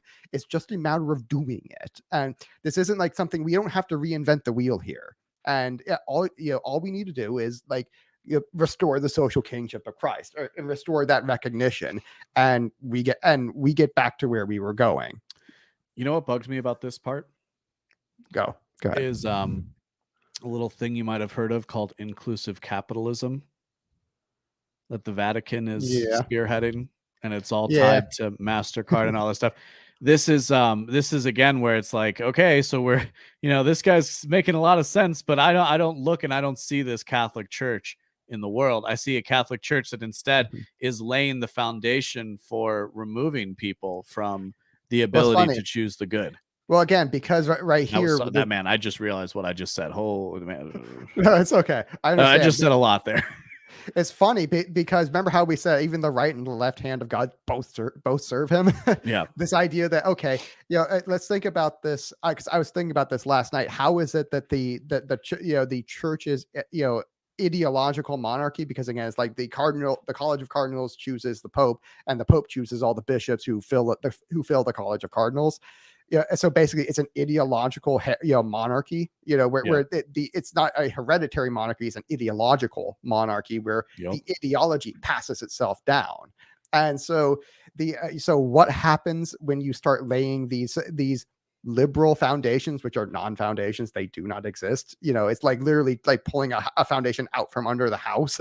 It's just the whole house crumbles and then gets bulldozed and rebuilt back up. Better there are like frozen termites in the center of the 2x4 that you put in for a patch job. Yeah, exactly. Yeah. And so what necessarily happens, and this is kind of again predicted by my arcotropism framework, that if you have again, which is economics for anyone who's new, for any new Catholic listeners, this idea that, hey, if you have something that does not work, that is not productive, that it will necessarily be less productive in the human sense. So in other words, you will necessarily get less humans out of this who are liberals.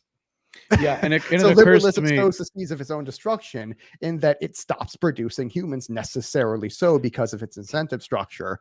So effectively, even if the Pope and the Church are laying these liberal foundations, which are non-foundations, you will necessarily get less people out of this. And who, by the way, whoever rejects that, who is at like, actually, we're going to do it the trad Catholic way, the way we've always done it. The kind of the Society of St. Pius X way, which is just tried Catholicism before Vatican II. So what necessarily happens is these guys are the only ones producing children. They're necessarily going to outlast you, and so or they're going to out reproduce you. Hey, you just gave it away. Shh, yeah, we don't talk about that. but basically, because of it, who's going to fulfill the next generation of bishops, and the next one, and the next one, and the next one? Basically, it's not going to be the liberals because they can't have kids. they do not have that ability. They have to educate. They have to educate our kids. Away from us and educate them to hate us. This is why they need state public education and all that in order to produce liberals. They can't do it by themselves because they necessarily can't hand their ideas down to kids because they don't have any kids. And so necessarily, mating strategies are great at liberalism. RBK. Liberalism breeds itself out of existence necessarily. So the church is like doing this kind of ideological idiocy, sort of thing, which it's done a few times. It's not, this isn't like the first time we've gotten real idiocy from Rome. But what necessarily happens, it necessarily breeds itself out of existence. And let's hope so. Yeah. Well, not even. I think that's the ironic position we find ourselves in too, right? Because this is kind of almost the paradoxical elements of what we're doing, going through a text like this, because neither of us are priests. Neither of us are what does it say here at the top? Well, we're kind of doing the thing of Martin. It's like we're kind of doing the Martin Luther thing in a sense. Right? Like, I mean, you could interpret it in that way. When you look at the direction of the church as it exists, Counter-Reformation is really what we're doing. Yeah. It's it's just a matter of it's always interesting, that matter of perspective, and I think that's one of the things that's most interesting about reading this book is you see I see what I see is how the direction of the church has not been this, and how really, again, in a year like 2020, how that with the lockdowns and the church's refusal to go against the lockdown showed a severe lack of, I think, real faith and will of the hierarchy of the church, and that necessarily breeds itself out of existence. It's God's ace in the hole of why the gates of hell will never prevail. Is that this is God's ace in the hole right here? Is that this if it did start to prevail, if the gates of hell did start to prevail, this thing would breed itself out of existence because if you have bad leaders, they necessarily will weed themselves out because due to this incentive structure. I think we might be the lucky Thomases of history who get to witness something like that in real time. To draw the metaphor. All right, let's keep moving. Let's keep moving through it because there's so much that I want to say with it. I also want to make sure 3 pages left. We're doing the reading, and we're already in an hour and a half. So keep going. Mr. Jean Housset, in his masterpiece Pourquoi Régner, has some excellent pages on naturalism in its second part entitled The Oppositions Made to the Social Kingdom of Our Lord Jesus Christ. He takes up 3 categories of naturalism: a naturalism aggressive or clearly displayed, which denies even the existence of the supernatural, i.e. that of the rationalists, cf. above, compare above. Then a moderated naturalism, which does not deny the supernatural, but refuses to grant it preeminence because it holds that all religions are an emanation from the religious sense. This is the naturalism of the modernists. Finally, there is the inconsequent naturalism, which recognizes the existence of the supernatural and its divine preeminence, but considers it to be an optional matter. This is the practical naturalism of many lax Christians. Laicism is a political naturalism. It contends that society can and should be constituted, and that it can subsist without taking into account at all God and religion, without considering Jesus Christ, without recognizing the rights of Jesus Christ to reign, that is to say, to inspire with his doctrine all legislation of the civil order. As a consequence, as we've already seen, that doesn't work. Yeah. As a consequence, civilization is built one way, and this is that way. It does not work any other way. Yeah. Go ahead. The laicists who want to separate the church from the state, the church would be reduced to the common law of all associations before the state, and no account whatsoever would be taken of its divine authority and of its universal mission. From then on, there would be instituted an instruction and even an education that are public, at times even obligatory, and lay, that is to say, atheistic. Laicism is state atheism without the name. I will come back to this error proper to the liberalism of today, which enjoys the favor of the Declaration of Religious Liberty of Vatican II. Hold on to your seat. Hold on to your pants, everybody. Indifferentism, this is where I started to get a little queasy. Indifferentism proclaims that the profession of one religion or of another by man is indifferent. Pius IX condemns this error. Quote, man is free to embrace and to profess the religion which, led by the light of reason, he has judged to be true. Syllabus condemned proposition number 15. Or, men can find the path of salvation in the worship of any religion.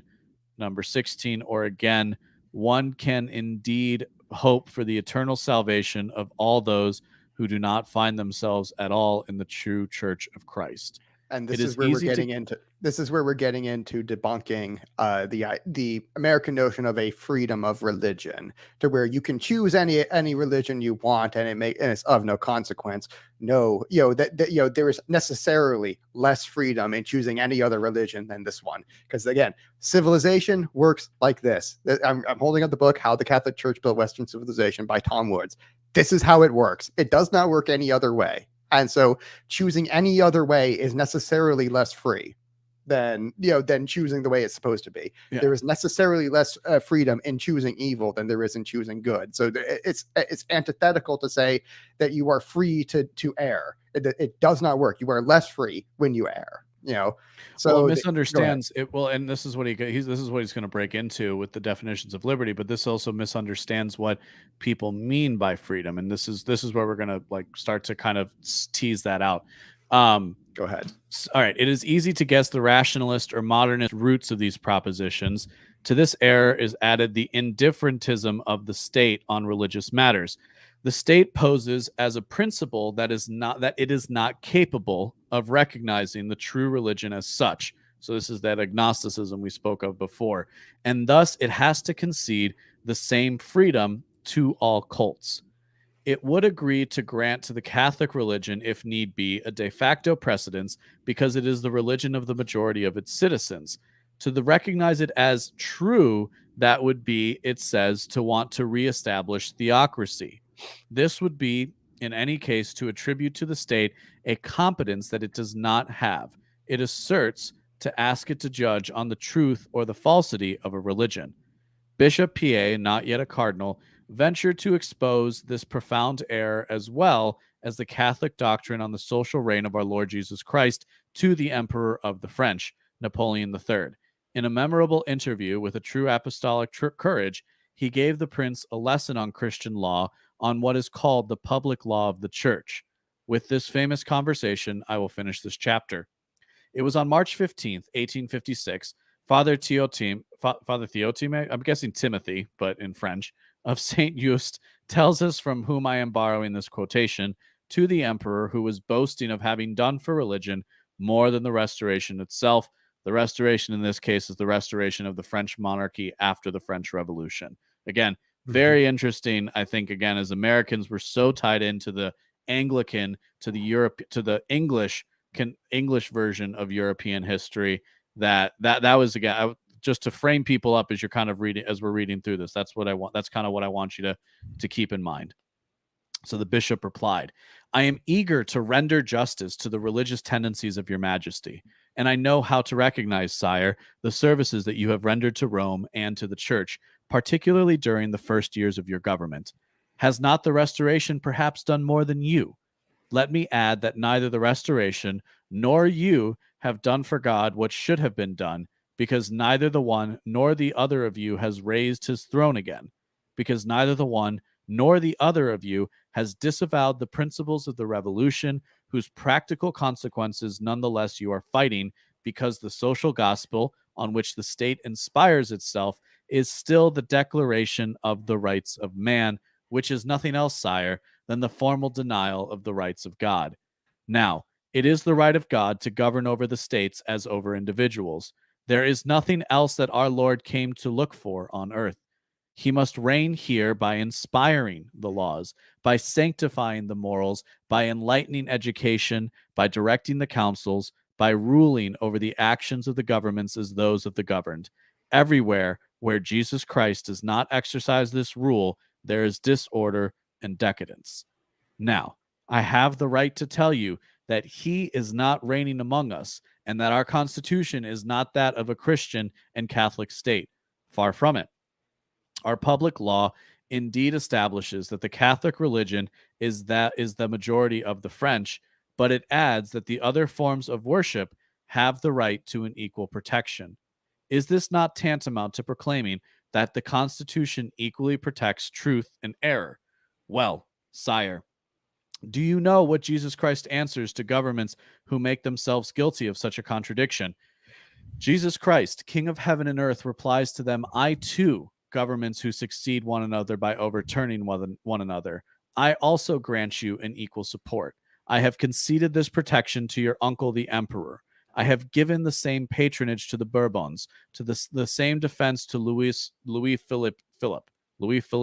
I'm so bad with French. Philippe, the same shelter to the Republic, and to you likewise the same protection will be granted. The emperor stopped the bishop. Yet do you believe that the age in which we are living admits of that state of things, and the moment has come to establish that exclusively religious reign that you ask of me? Do you not think, Your Excellency, that would be to let loose all the evil passions? Sire, the bishop replies, when the great political men like your majesty raise the objection to me that the moment has not come, I can only yield, because I am not a great political person, but I am a bishop, and as a bishop I reply to them, the moment has not come for Jesus Christ to rule? Well, then the moment has not come for the government to endure. Yes, and I want to recall this right here, because I think this is where he's getting into a where I think, okay, he's a little bit of a political blue pill, in the sense that I think the libertarians actually have a lot of good points to make right here, because where they're going to make a difference is right here, the public law. And this is the number one problem that I see that the Catholic Church messed up. where our conception of monarchy, again, our conception of monarchy is necessarily very different than than the other conceptions of it.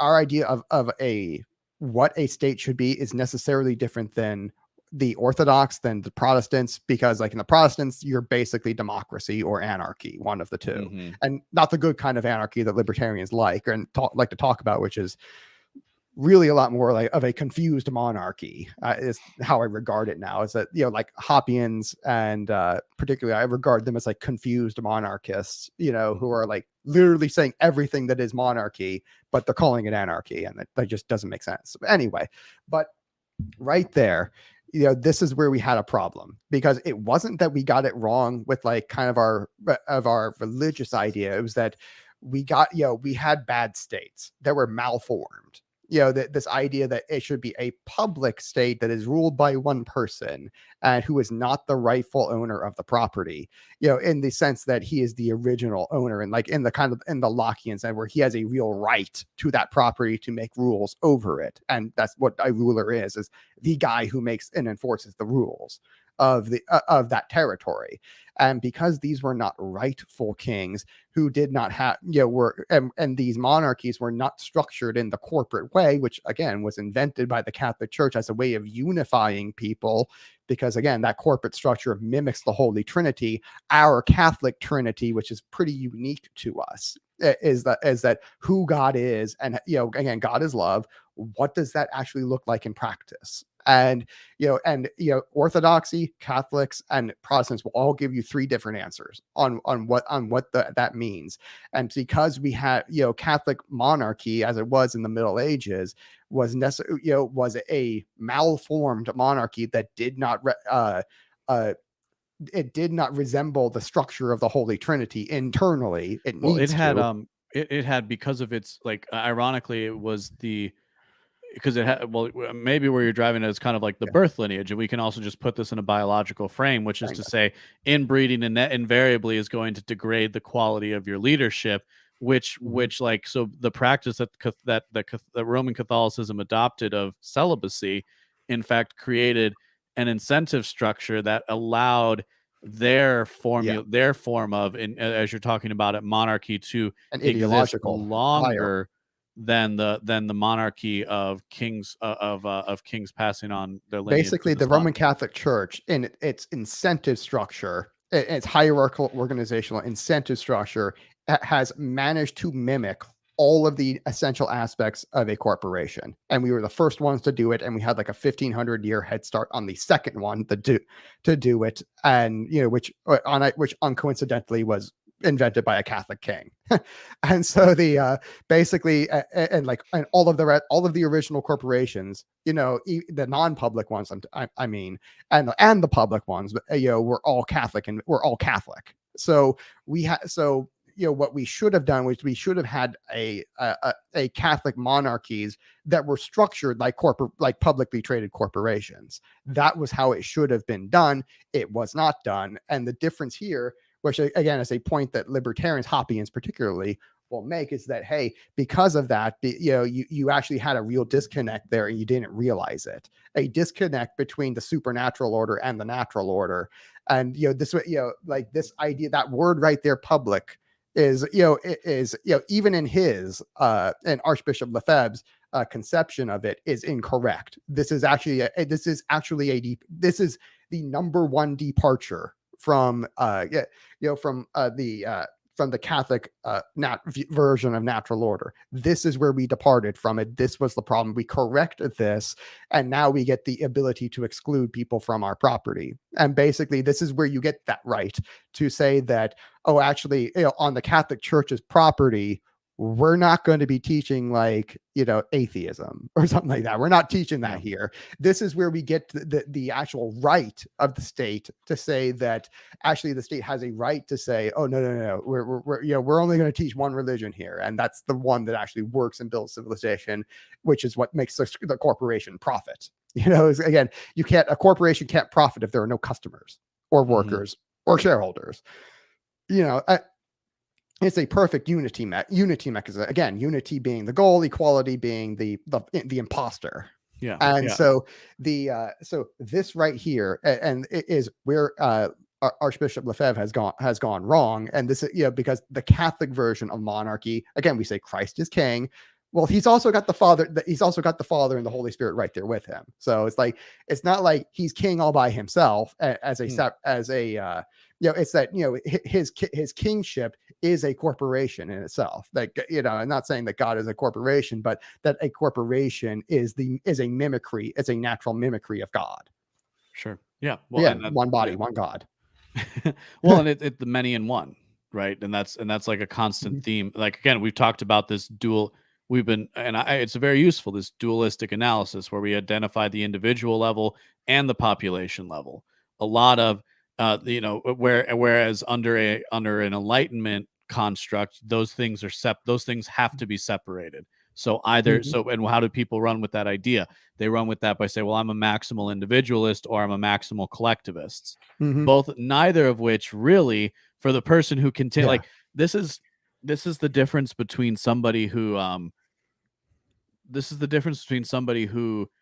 seeks knowledge for its sake and seeks knowledge for them. I see this. I struggle sometimes with casting stones, but there's a certain class of person that basically just contrarian. Yeah, well, contrarianism is a part of it, but I have that within me too.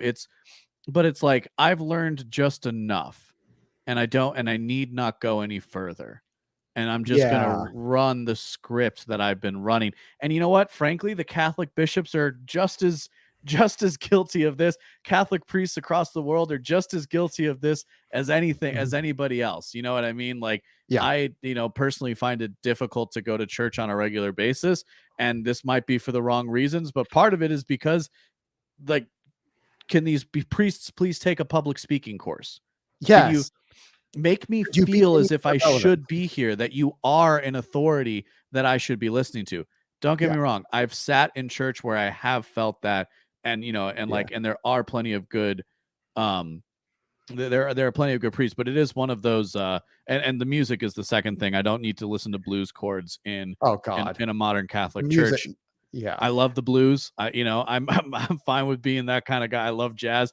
But yeah, that was why I started going to a kind of an SSPX chapel. Is that they have a Latin mass, and with the Tridentine mass, it's beautiful. It really is beautiful. Oh yeah, it has a real natural beauty to it, particularly in the singing. And you just don't get that with the Novus Ordo. Yeah, the monks so even my home parish growing up, the pastor was from the Benedictine community that was like right down the road. So it's kind of like, they kind of like took that burden off the diocese, and and so the monks would come in and like for rotate. So like with the pastor, but they more than any few places that I've went, strike a good balance between, while still being a Vatican II church, striking that balance of touching into that Benedictine history of like chant and things like that, and the beauty of Latin and singing, and I'm a singer, so like I would do a lot of that with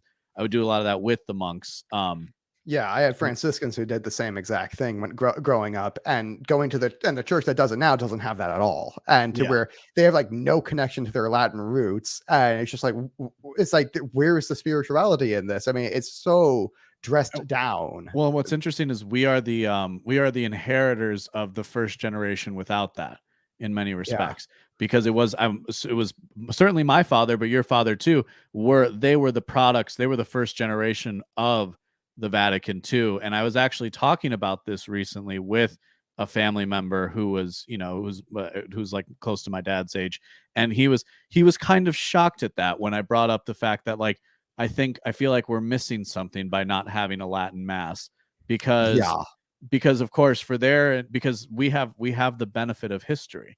As you said, the left and the right hand work together, and sometimes your best example is being a mistake for other people to recognize. So all right, let's end this, and then we can kind of close on some culture war thoughts. the radical revolution You to were at close. the Yeah, to close. close these 2 chapters on these aspects. So we just got done listening to the bishop and the cardinal. The other thing I would say there is I think this is lost a little bit in our age of like maybe tweets, but really just maybe it's just a modernist like scientific thing too, because there is something to the dance of conversation, right? Even in the pulls of this conversation that you and I have with our different interpretations of it, to where when the bishop is talking to the king, the bishop is always going to advocate for his position, and the king is always going to advocate for his position. And so at the end, where the bishop kind of says, "Sire, I am not a great political man like you. I am just here to advocate Yeah. for I be." And what is the bishop? The bishop gets that liberty to do so because of his role, whereas the king is supposed to incorporate those other things. And so I think, sometimes the Greeks did this really well with their conceptualization and like their use of plays to act out archetypal ideas Mm-hmm. and mythological ideas. So just again is like when we're reading a text like this is another way to kind of like to use it. Is like, rather than say, okay, who won that exchange, it's like, no, it's not about who won the exchange. It's about the push and pull of the conversation in this Mm-hmm. instance. And And again, maybe the bishop would disagree with me, but that's my oh, interpretation. I would 100% agree with you, and that the bishop would probably be getting it wrong here, because again, the Catholic corporation of what a state should be is a Catholic concept of what a state should be is a corporation where you have a separation of ownership and management. The king, in this case, as a medieval monarchy, you have a union of shareholders and of owners and management. This is incorrect, because there should be 3 persons here, and there's only 2 or 3 groups here, management being a third group and shareholders being a group and customers being a third group. There should be 3 here. And so but you've only got 2 instead. So you've got a partial modalism in your concept of statecraft, which is not the way God is. So and what the bishop should have been doing was going to the shareholders of the and convincing them to elect a Catholic king who's going to respect the rights of the Catholic Church. And so because you have Napoleon would basically have, because he was the emperor, he oversaw the various kings, which is how the restoration would work, right? But realistically, he had financiers, yeah. And basically they're they're the real shareholders. That they're, even though it's an informal thing, and with a corporation you would have formal shareholders rather than informal ones, where basically, so what he should have been going around to all the banksters basically instead and convincing them to be hey, you really still need to adopt this whole Catholic thing. Instead, he kind of was talking to the horse's ass instead of the horse's mouth. And that's where, and it's money talks, losers walk. And so you should have followed the money. That he did that. This bishop here, he did that wrong, and he was talking to the horse's ass, not the horse's mouth. Let's continue. Go ahead. So to close these 2 chapters on these aspects of liberalism, I would like to try to emphasize what is the most fundamental in the emancipation that it proposes to men, alone or joined in society. Liberalism, as I have explained, is the soul of all revolution. It is equally, since its birth in the 16th century, the omnipresent enemy of our Lord Jesus Christ, the God incarnate. From that point on, there is no doubt, I can affirm that liberalism is identified with the revolution. Liberalism is the revolution in all spheres, the radical revolution. Bishop Gaume, who wrote some lines on the revolution, which seemed to me completely to characterize liberalism itself. So this is maybe where I'll have to allow him his dalliance, because I feel like this is going to be a focus of it. And I'm far more, and I would say personally, I'm far more interested in exploring this idea of the revolutionary spirit than condemning liberalism per se. However, these words are very powerful, and I completely to the point is I completely agree with these words. I don't know that they map on exactly. Again, I'm holding on to the. It's I'm a holding French on to and the European conception of liberalism that whereas the American one is different. Yeah, there are these differences to it, and that's and this is resolvable through my paradox of identity, which kind of allows for this nuance in interpretation. I think a way of, like, again, we draw parallels here that I think help people understand it. It's like the mirror principle that, okay, you have Reformation and you have Counter-Reformation, you have revolution, and then you have Counter-Revolution. And the idea of that, of the Counter-Revolution being that this thing ends and we are going counterclockwise or whatever back to the order, and then we stop. And whereas in the revolutionary sense, the revolution never ends. It is always overthrow, and he gets into that here.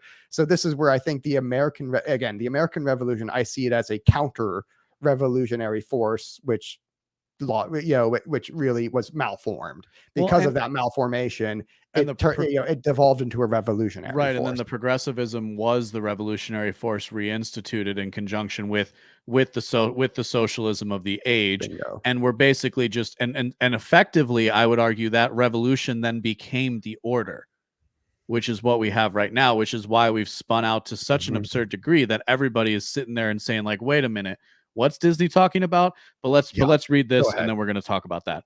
If tearing away its mask, you ask of the revolution, who are you? It will say to you, I am not what is thought. Many people speak of me, and few know me. I am neither Carbonarism nor rioting, nor the change from monarchy to republic, nor the substitution of one dynasty for another, nor the temporary disturbance of the public order. I am not the howling of the Jacobins, nor the furies of La Montagne, nor the battles of the barricade, nor looting, nor arson, nor the agrarian law, nor the guillotine, nor the drownings. I am not Marat or Robespierre or Babeuf or Mazzini or Kossuth. These men are my sons, they are not I. These things are my works, they are not I. These men and these things are transitory facts, and I am a permanent state. I am the hatred of all order which man has not established, and in which he is not king and God altogether. I am the proclamation of the rights of man without care for the rights of God. I am the foundation of the religious and social state upon the will of man instead of the will of God. I am God dethroned and man in his place. This is why I am called revolution. That is to say, overthrow. God, that is powerful. And it's like, I really like that repetition of I am, because it's the essential blasphemy of liberalism. Because again, that I am is the name of God.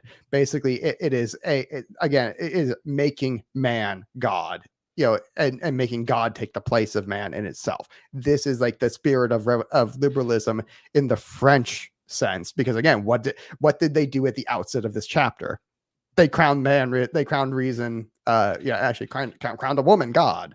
Right. And this is, so when he's using liberalism, again, he is speaking in the French sense of the word, which is a revolutionary spirit of overthrow, of continuous overthrow. And again, you see this again with the French, where they've had quite a number of overthrows. They've had like 6 constitutions, and we've had like 4, but they, it's like we didn't really change the constitution officially. We've had 4, 1 formal constitution and 4 informal ones, whereas they've had 4. We certainly see these flare-ups in French in particular, and I know Camille Paglia has pointed out the restrictive nature of the French language, and I do think there's an element of that, because whereas like German, you can always create a new word, right?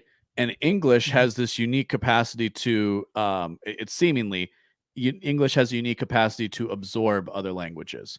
So it's like in German philosophers, they will come up with like a very like Volksmangeist, right? Which was like a specific conceptualization of this. I think I got that word right. But like, it's like Volk comes from the folk of the people. And then this was the conception of state that animated like the Nazi Party, for example, this idea of the total state and the human will being subsumed to that state. Again, we notice no God in that picture. But you would have, so German, you can kind of cram a bunch of words together to create a new one.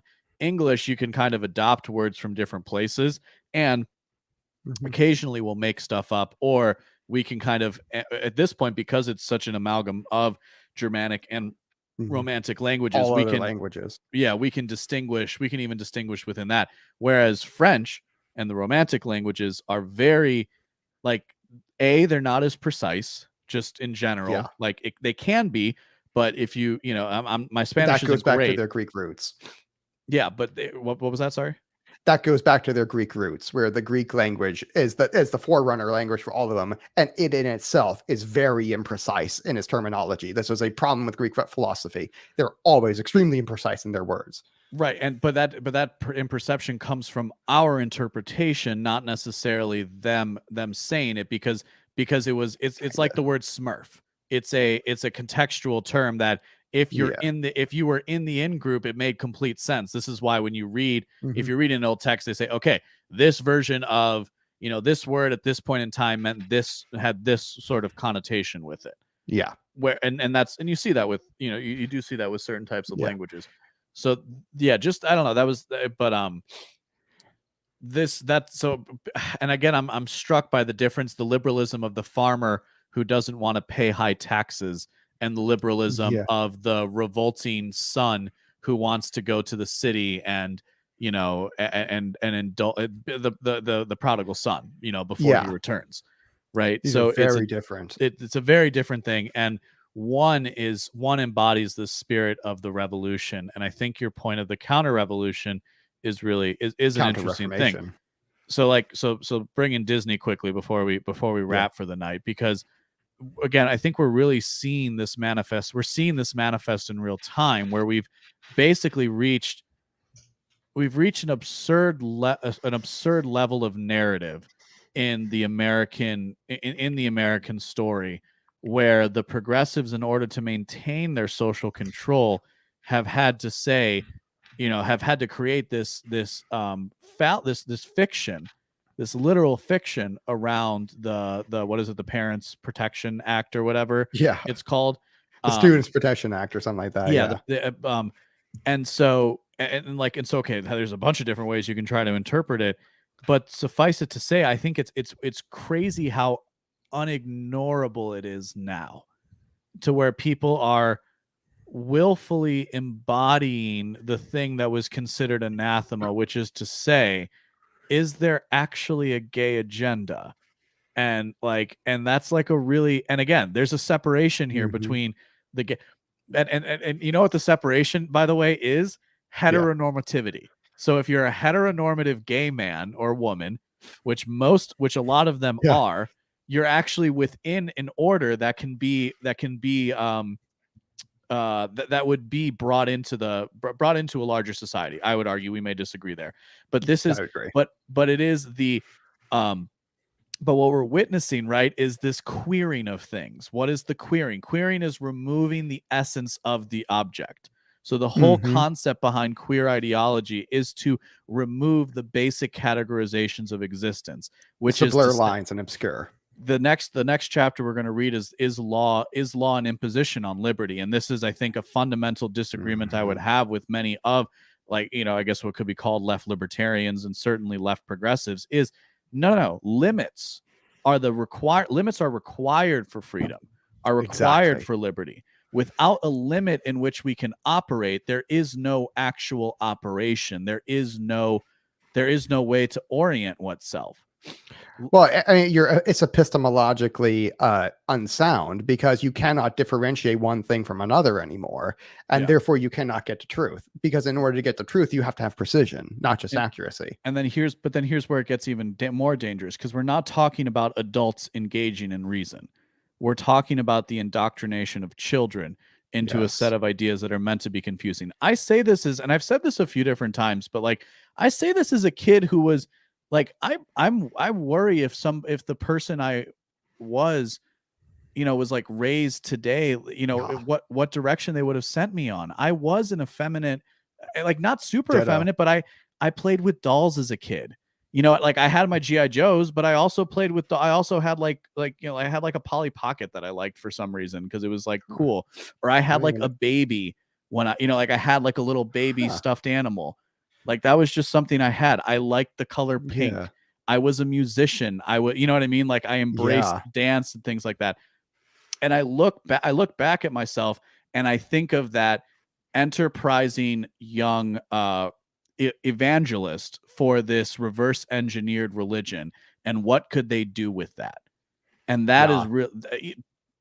That is really that's really what's scary. And that's again where, like, so that heteronormative, I think, is a word we can steal back from the left to try and distinguish the people who are at odds with society, some of those people being, that's a good gay, point. Yeah. versus the people who are very much understand, like, this is the feminine reason attempting to abolish the masculine reason, again, right back to that French Revolution imagery. Mm-hmm. Yeah. And so, like, so this is, and it's explainable through breeding strategies as well, RBK, right? So, like, you kind of pointed out, there's an element to which even the fallacies that are being exhibited at the Catholic Church will die out over time, because they will naturally die. Because the people who are having the most kids are the ones that are going to populate. Those people necessarily have a certain incentive structure, such that, like, they, that they're going to they're going to be more frugal with their money. By the way, who's a better customer profile? I tweeted this out recently. Is it a family trying to make serve ends, or is it an unmarried radical leftist who is still infantilized? And so Disney's still very much just responding to an economic incentive like that. Yes, that person actually is going to give them more money overall, like Marvel. Yeah. This is exactly what that is. Yeah. Is that they're responding to their customer incentive of, the customer wants to be infantilized. And ultimately this is a self-defeating strategy. So hopefully we can get back to Disney making amazingly good movies like, Joseph, King of Dreams, and, Prince of Egypt, which are by far the best two Disney movies out there, because the Disney Prince movies. Yeah. Or it goes somewhere else. You know what I mean? There's a degree to which, how much are we animating a dead body? I think that speaks a lot to like American corporate culture. Yes. Yeah. Like, maybe it's time for Disney to die and for something else to take its place. And in fact, I think Walt Disney would maybe even say that, given what he thought about the importance of story and what that was supposed to be. But so, as we cross these, he was much more in the C.S. Lewis tribe, and him and J.R.R. Tolkien as well. And who's great on this is Glenn Beck, because he's a huge fan of Walt Disney. So he's kind of collected even some of the historical elements of like, no, here's Walt Disney in his own words saying he wants to unite generations, right? He wants the old people to come, and for the kids for the old people to feel like it's what they always had, for the young people to discover what is new, and for them all to be together in the same place. That was his initial pitch for Disneyland. Yes.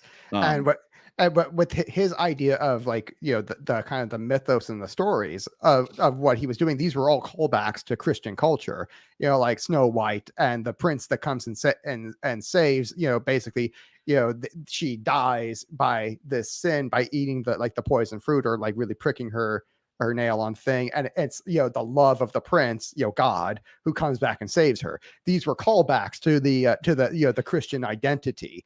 And C.S. Lewis and J.R.R. Tolkien both had the same exact idea, that they wanted to use that structure of myth and all that as a callback to Christianity, to always refer back to it. You see, it's like in the Chronicles of Narnia and the Lord of the Rings, where these are these monomyths these are callbacks to Christianity. And now Disney has departed from that, and they're gonna die out because of it, because this is not a what is Disney also saying? It's pretending agnosticism. Yes, it's pretending agnosticism, and in fact, in real terms, it's completely adopting this reverse engineered religion of the church, anti-productivity. It's the transhumanism or the Malthusianism, which are basically two sides of the same coin. Yeah, and so that's the big picture.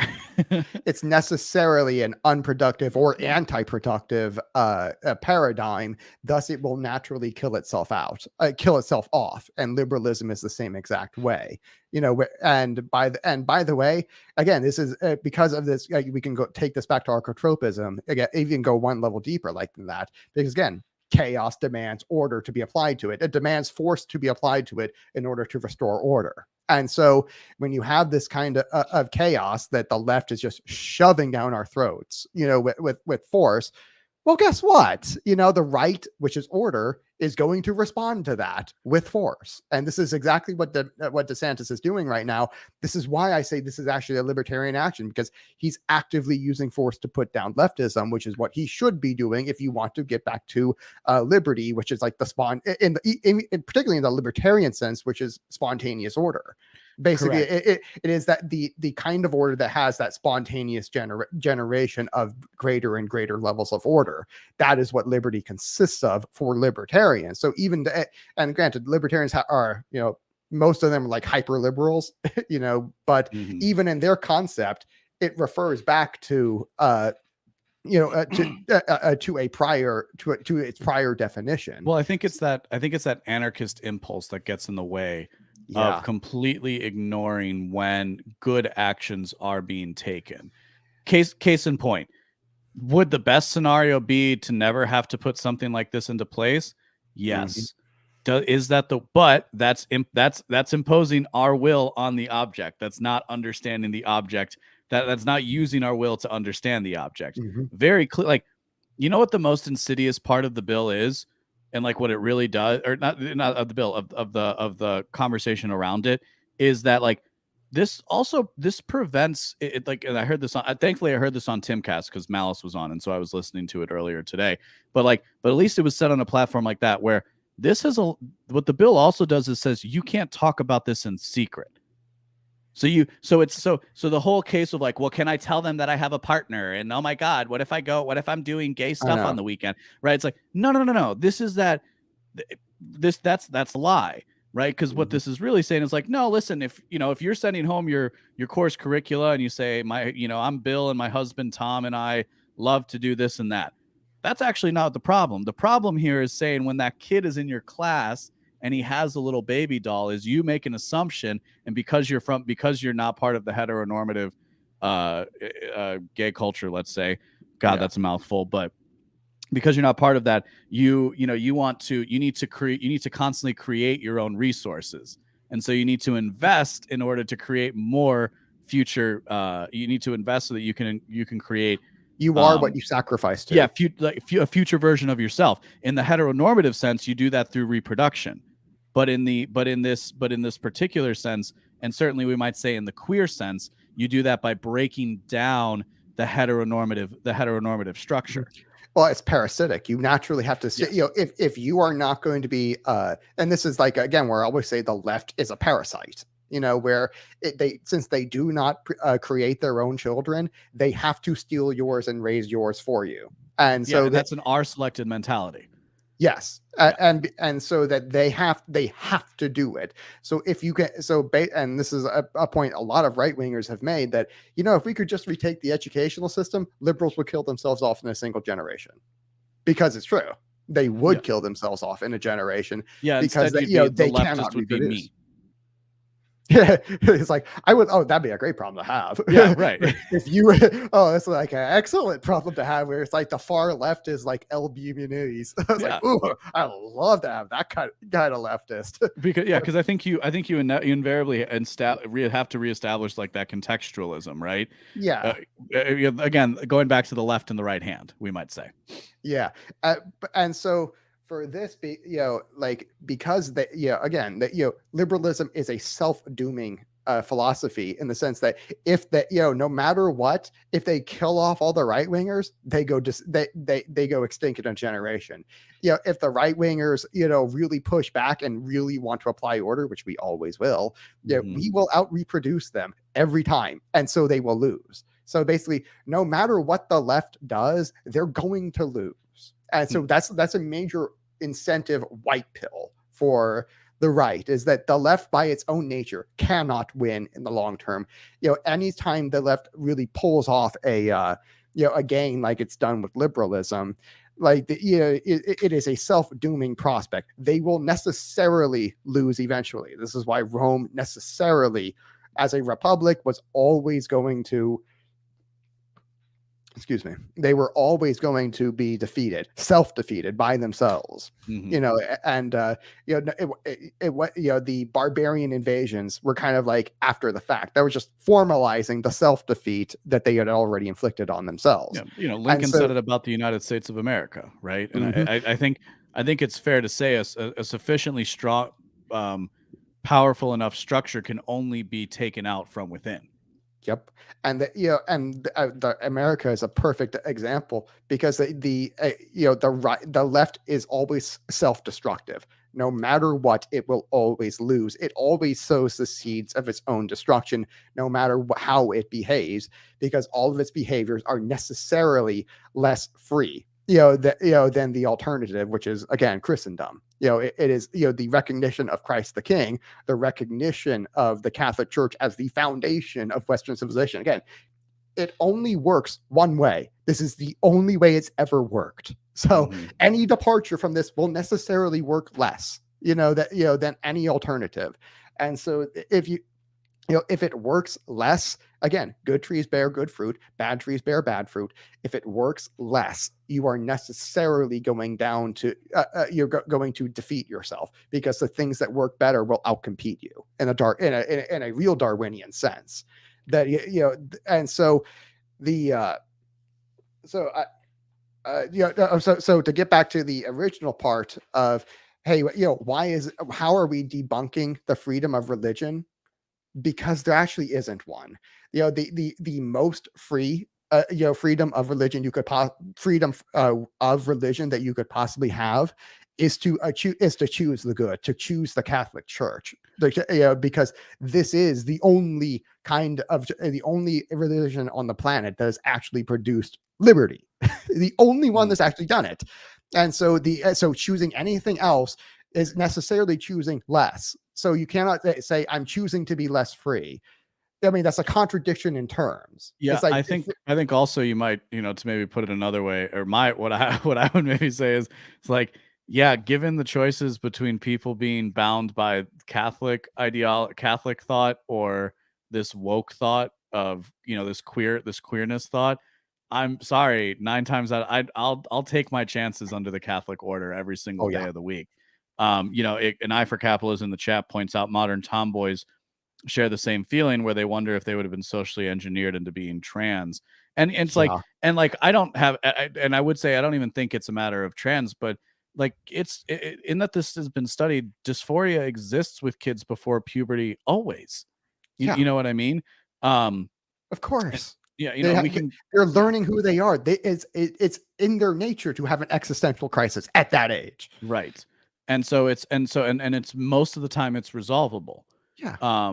And so, yeah, and it's like, I don't think, you know, it's funny, I say these things sometimes and people are like, what are you talking about? Because you know, it's like you don't strike me as particularly effeminate or anything like that. And it's like, yeah, and I don't know that I ever like back then. Well, not even that you didn't know me back then, because I've always had a deep voice. You know what I mean? But I was also, what? Lucky you. I didn't. Yeah, you know. Yeah. But like, I also had I thankfully had, I think I had a strong enough upbringing to where I also like was given that license to explore the elements of, you know, whatever parts of my personality that I wanted to as a kid. So, you know, what these people really do is ultimately you're really getting taken. It's the weak-willed person who gets taken in by this ideology, because, well, and again, this specific ideology, and these are the crazy people who are talking about how we need to have secret symbols in our classrooms now, and you know, and like, you know, and they all have a certain look to themselves, and it's never attractive. You know, it is this reinforcement of I hate even saying it. I know what you're talking about. Yeah, they really look it. Yeah, I was actually going to say of a mental illness, even in some aspects. Well, I mean, you see it on their features that something's off here. It's like you see it in their eyes, particularly. There's chaos there. There's not a whole person there. That elevator does not go all the way to the top. Yeah, well, and like, it's also, you know, you take a closer look at these people who are like teaching your kids, man. And I don't have kids, but you know, again, I'm taking a close look at that, but I say this as somebody who's always been interested in teaching, you know, and like, so it's it's freaking creepy, honestly. Like this stuff has me through a loop. So I'm definitely going to be writing about it, but it's and I think this is where the left has finally overstepped, because most people, like, it's not that they're like tolerant or accepting of it's not that they're accepting, it's like they really it's tolerance. Yeah, it's like, you can do your thing, don't shove it in my face. That's what tolerance actually is. Tolerance isn't accepting somebody else's worldview, and this is basically just moved. This is crap, I just lost it again. And you had connected it before with acceptance and tolerance, where that, you know, like this is really the moment where you don't get to bow out. You don't get to send your kid to Catholic school so that, you know, you don't get to send your kid to Catholic school to escape this. You don't get to, you don't get to move into the woods to escape this. You can completely separate yourself off from society, but that's not a logical mindset to hold. Like, what we're crossing is that Rubicon, perhaps, of where it's like, well, totalitarian. Well, most you're going to have to say no. Well, because most parents are willing to sacrifice for their kids, you know, for their kids' sake. So, if they're being given trouble at work or whatever in this woke bullshit, well, it's like, okay, I'm still getting the paycheck at the end of the day, which I use to fund my family. So, you know, I'm willing to suffer, you know, the bullshit, you know, for my family. Now it's like, oh, now you've brought it home. Now you've attacked my kids, which I was sacrificing for. Now you're going to get overthrown. And this is the counter revolution. Again, this goes back to my 6th law of arcotropism, that an overreach from either side demands an overreach from the other side. Again, there's that symmetry there with the first law of thermodynamics, where for every action there is an equal and opposite reaction.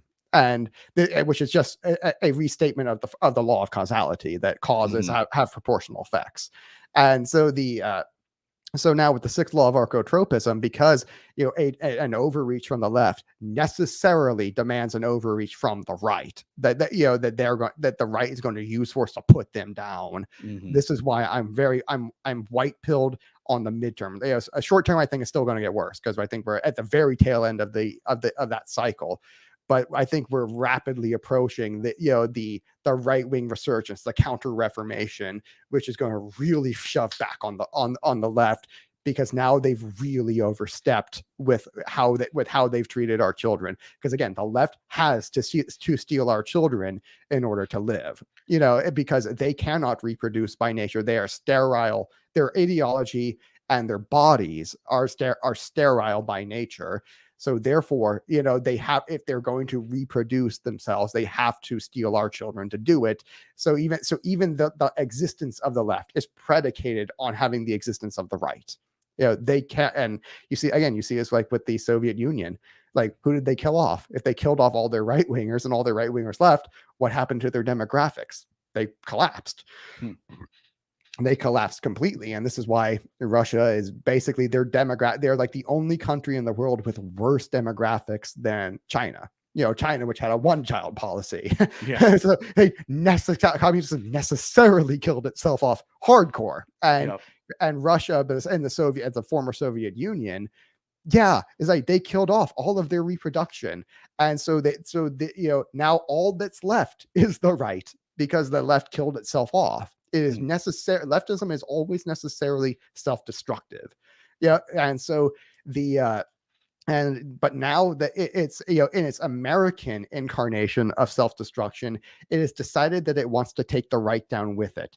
And the problem is the right has the ability to fight back. Like, they did not break the right's will to fight before they did so. Like, that was a difference with the Soviet Union, where they broke the right's resistance, to where the right was just no longer a fighting force. And we also had this in the United States. And then we should also wrap, because we've been keeping these. I want to keep these, like, I like that these haven't gone too long in the tooth, so that people can get the analysis with the thing. But also when you look at I think this is the point that I've been hitting, is like, what actually is the American right? Because I don't think it's existed before in American politics. And we see this in that the Republicans are just dutiful lapdogs for the progressive regime. And that's where you see the populism elements really changing that. I have identified a few groups: disaffected liberals, social conservatives. It's a resurgent right.